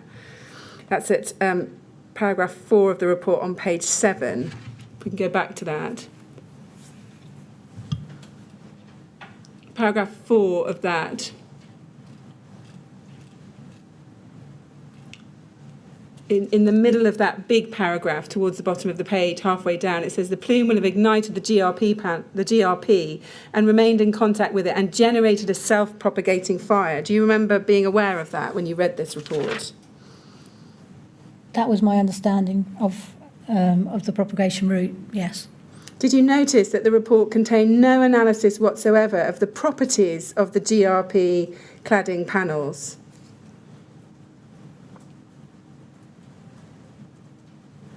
No, because I'm not. These reports were used as summaries of the events. I'd already had the conversations with colleagues around what they believed the route to have been. So the style and the context of these reports, I'm not aware of what the audience were expecting from them. Right. Did you notice that the report was silent on whether or not the panels had achieved National Class Naught? As I say, the report in its context, I don't know what were the expectation of the feedback to the department around that would be. You can't help with that. I'm sorry, no. We know that the BRE prepared 2 additional reports into the fire at Garnet Court, both for North Ayrshire Council. If we can just look quickly at those. If we go to BRE 3035377 at page 2,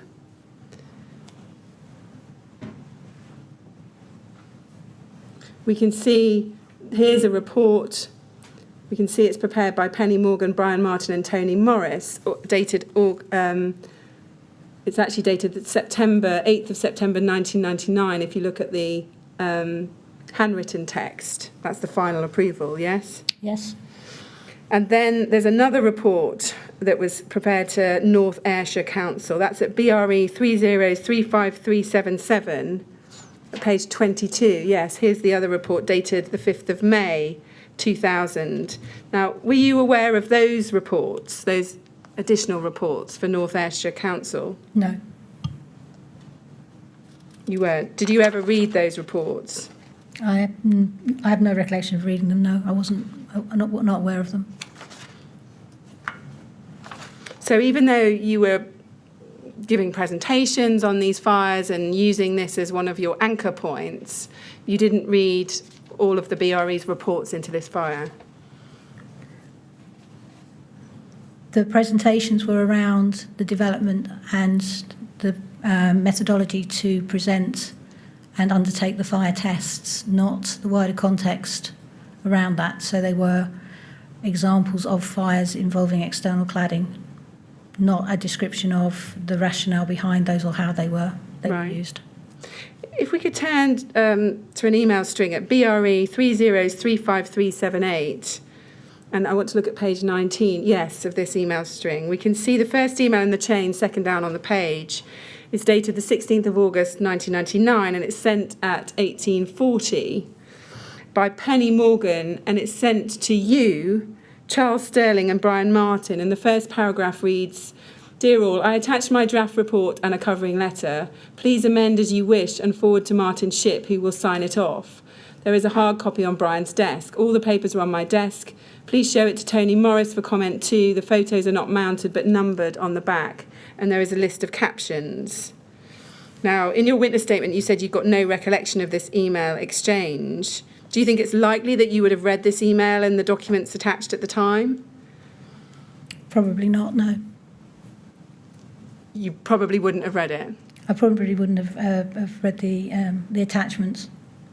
And why wouldn't you have read those attachments at the time? At that point, the drafting of fire investigation reports would have been with the fire investigation team. I'd had the conversations explaining what those, in their view, what they were, and I would have had nothing further to add to that. Right. So you can't help as to why you're being sent this and asked, well, you and a number of others are asked to look at it. Please amend as you wish and forward to Martin Shipp, who will sign it off. It was probably done as a courtesy. I see. Given the date of this email, so this is the 16th of August 1999, can we agree it's likely that the report attached to this email is the report dated the 8th of September 1999 for North Ayrshire Council, which we know came shortly after this email exchange? Without checking records, I couldn't comment. I'm sorry. Right. You were asked in your witness statement whether you considered these reports to be adequate, accurate and comprehensive, and you answered at paragraph 102, "Since I was not involved in the production of the reports, I did not and don't have a view about whether the reports are adequate, accurate or comprehensive." Does that remain your evidence? Yes.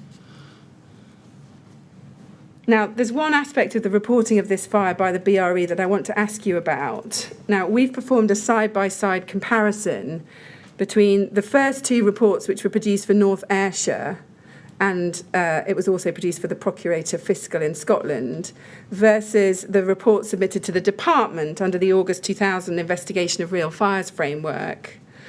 Now, the reports to North Ayrshire Council make numerous references to Class 0, and in particular to the fact that the cladding at Garnet Court should have had a national Class 0 classification, whereas the BRE's Investigation of Real Fires report makes no mention of Class 0 at all. Is that something you've ever been aware of? No.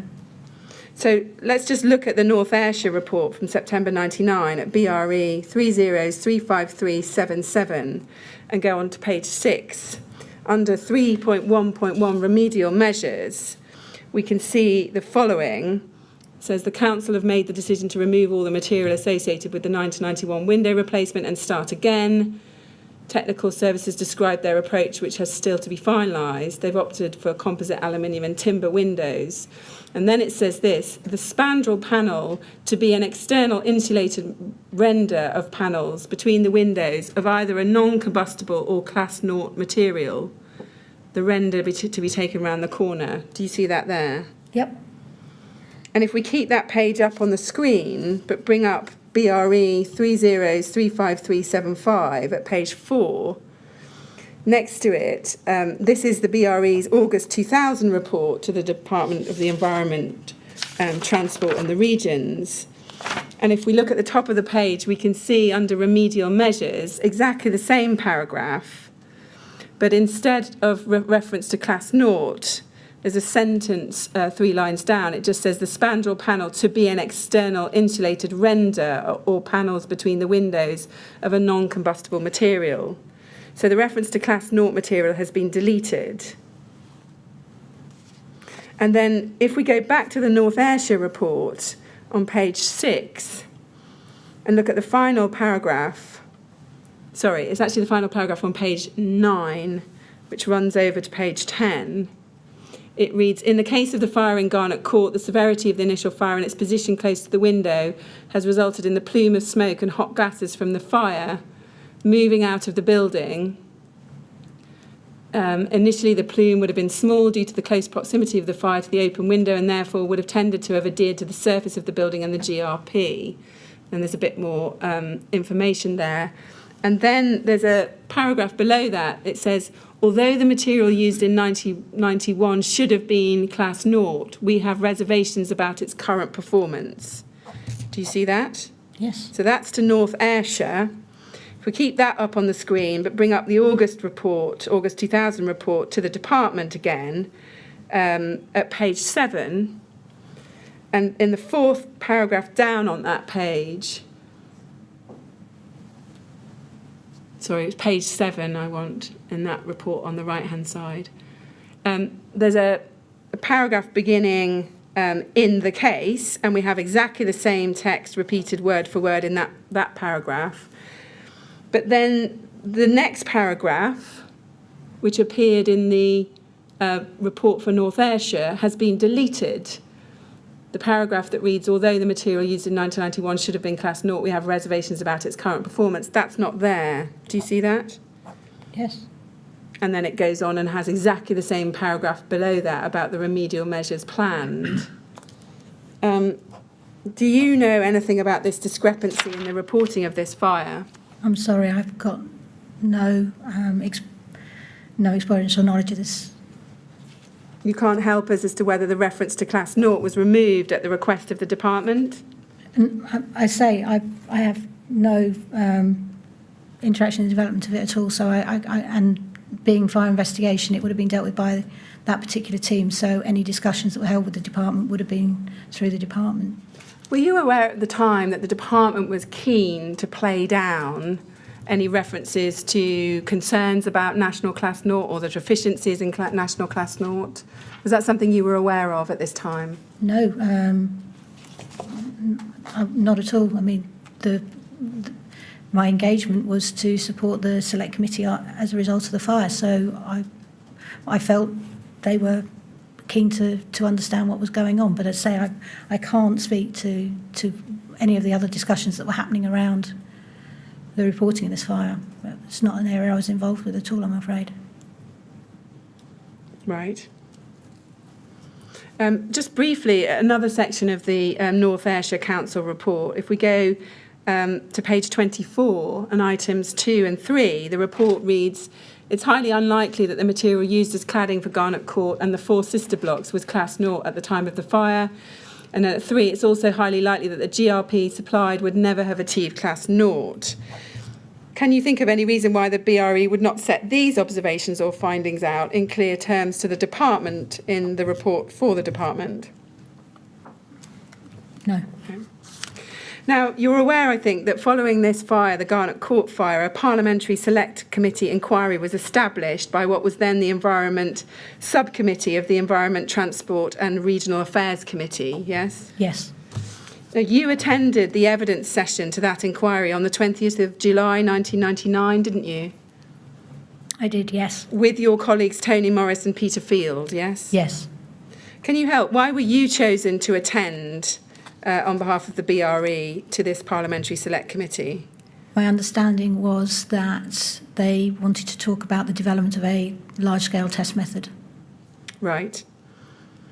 Now, I want to look at some of the recommendations that were made by the Select Committee in their report following the evidence that the committee heard.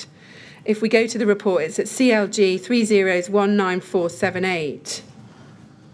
It was published, this report, on, we can see the date towards the bottom of the page, on the 14th of December 1999. Did you read this report? Yes. At the time? And if we go on to page 9 and look at paragraph 20, here I want to focus on this recommendation. It says here, we believe that all external cladding systems should be required either to be entirely non-combustible or to be proven through full-scale testing not to pose an unacceptable level of risk in terms of fire spread.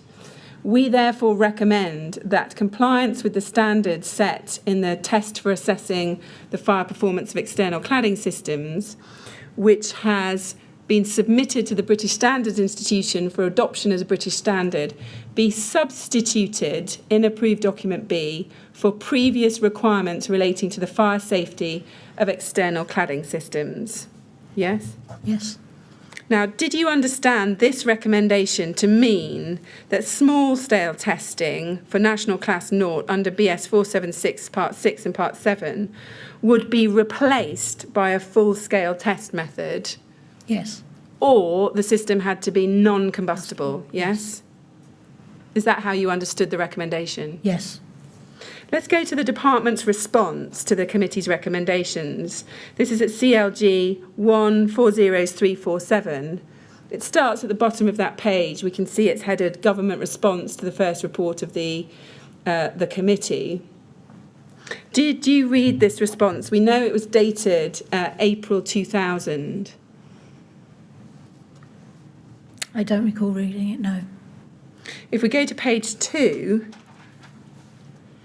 we can see in paragraph 5 that the department is setting out details of a consultation which had taken place on amendments to the 1992 version of approved document B, yes? Yes. And if we move down to paragraph 6, the first sentence there reads, during the review, there was no suggestion that the guidance given in the approved document was insufficient or, if followed, would tend to create an unsafe scenario in a fire situation with respect to the external cladding. Do you see that sentence? Yes. Now, leaving aside whether or not there was any such suggestion within the responses to the government's consultation, at that time, did you agree in 2000, April 2000, that there was no suggestion that the guidance given in the approved document was insufficient or, if followed, would tend to create an unsafe scenario in a fire situation with respect to the external cladding?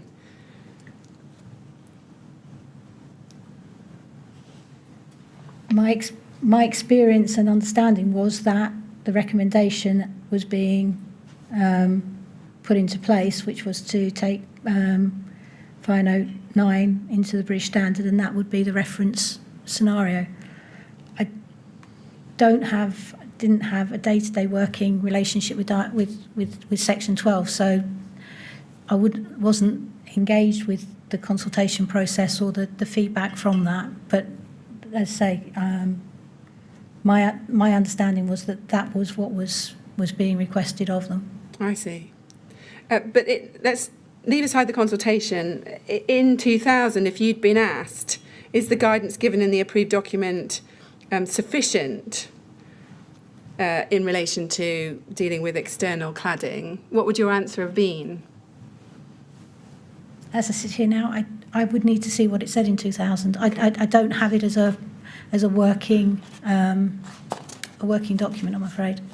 I see. Well, we'll come on to that. So is your evidence that at this point, we know you've attended the Parliamentary Select Committee, that you simply hadn't formed any view about the appropriateness or otherwise of the guidance in the approved document at this point? No, my evidence would be that I was the understanding that they were moving to that position of requiring testing of the system rather than individual components. Right. But logically it follows from that they were moving to that, because of a recognised deficiency in the guidance in the approved document, yes? Because that was the recommendation from the committee, and if the and that would have arisen because there was a feeling that something needed to be done to review that, yes. Yes, and that was because it had been recognised, hadn't it, that National Class Naught was no longer an appropriate performance metric for external walls, yes? Of independent, individual components couldn't be addressed in that way. Yes. Now, the development of Fire Note 9 now, I just want to look briefly at Fire Note 9 with you, which is at CTAR 6019. This is entitled Assessing the Fire Performance of External Cladding Systems, a Test Method. And we can see from page 1 that you and David Smith are the authors of this test method, yes? Yes. And in 1999, was David Smith still a lab technician? Yes. So you were the senior of the two, yes? Yes. And if we turn to your witness statement, page 19, paragraph 124, you explain there, you say, I cannot recall when discussions as to the development of this test method began, but I believe they began following Fire Note 3, yes? Yes. Do you mean following the publication of Fire Note 3 in 1998? Yes. And you tell us at paragraphs 125 and 126 that any discussions about this would have taken place between the department and your colleagues Peter Field and Tony Morris. Is that right? And you can't recall being involved? I don't recall the trigger for moving from 3 to 9, no. Right, I see. If we look at the top of page 20, you tell us at paragraph 128, you say, I understand that Fire Note 9 was developed in response to the recommendations of the 1999 Select Committee inquiry, and then you give the name of the inquiry. We don't think that can be right, because if we look back to the Select Committee's recommendations that we were looking at CLG 3019478, on page 9, paragraph 20, we can see, if we look at the top line of page 10, that by the date of the Select Committee's report in December 1999, Fire Note 9 had already been submitted to the British Standard Institute for adoption as a British standard. Do you see that? Because the committee are recording that. So my recollection is that it was triggered around that point. I don't remember the full details, but if you look at the changes that were made between 3 and 9, it's turning it into and updating it to be closer to a document that the British Standard could work with and do less development of. So it was probably being worked on as a document in that intervening period. Yes, I see. Now, at paragraph 127 of your witness statement on page 19, you explain that Fire Note 9 did not develop a new test method, it was just a revision of Fire Note 3. And is this right? It contained no technical changes to the methodology or the assessment criteria from Fire Note 3? That's correct. And you tell us that the primary revisions were, and you've set them out, setting a limit on the maximum thickness of a sample which could be tested, yes? Yes. Inclusion of a definitions section. Correct. Yes. And a graphical example of determination of test start time and temperature, is that right? Yes. And if we go to paragraph 138 of your statement on page 21, you tell us that the test method in Fire Note 9 simply incorporated the test method from Fire Note 3, yes? Yes. And you also tell us at paragraph 134 back on page 20, you say the process by which Fire Note 9 was developed can be described as a review of the format in which Fire Note 3 was presented in order to bring it in line with the approach used by standardisation bodies such as the BSI, and to confirm with MHCLG and industry stakeholders that the classification methodology and associated performance limits based on the work already completed in the development of Fire Note 3 were still acceptable. Is that right? Yes. Can you help us with this? Was the format of Fire Note 3 not already in line with the approach used by standardisation bodies? Yes, it was. Yes, because you told us that in a separate part of your witness statement, that when you were drafting Fire Note 3, it was in a format recognised by standards makers. Why did that need to be done again in 1999? 3 did not contain a definitions section, and it was felt it would better or easier for end users to have a recognition of the data analysis using a graphical presentation. So it was a clarification. Right. And also the thickness of the systems needed to be defined to ensure that they could be fitted onto the test facilities. Right. And if we go back to 134 of your statement on the bottom of page 20, and we focus on the last section of that paragraph, 3 lines down, you say that part of what was going on is it was to confirm with MHCLG and industry stakeholders that the classification methodology and associated performance limits based on the work already completed in the development of Fire Note 3 were still acceptable. Who were the industry stakeholders that you were confirming the acceptability of this method with? The original PII partners. Right. So I think you said Tresper and Eternit. And there is another, but I'm sorry, I can't remember the details. And from whom at the department was confirmation sought that this test method remained acceptable? In 99, that would probably have been Anthony Bird. Right, thank you. Mr. Chairman, I've got a little bit more to go on this topic, and I won't finish before 4:30, so I think, why don't we stop there? Stop there, yes, all right. Well, it's probably been a long enough day anyways, Dr Colwell. We'll stop there. We'll resume, please, at 10 o'clock tomorrow morning. Thank you. Again, please remember what I said to you about not discussing your evidence with anyone over the adjournment, and we'll look forward to seeing you in the morning. Thank you very much. Thank you very much. We'd like to go with the usher, please.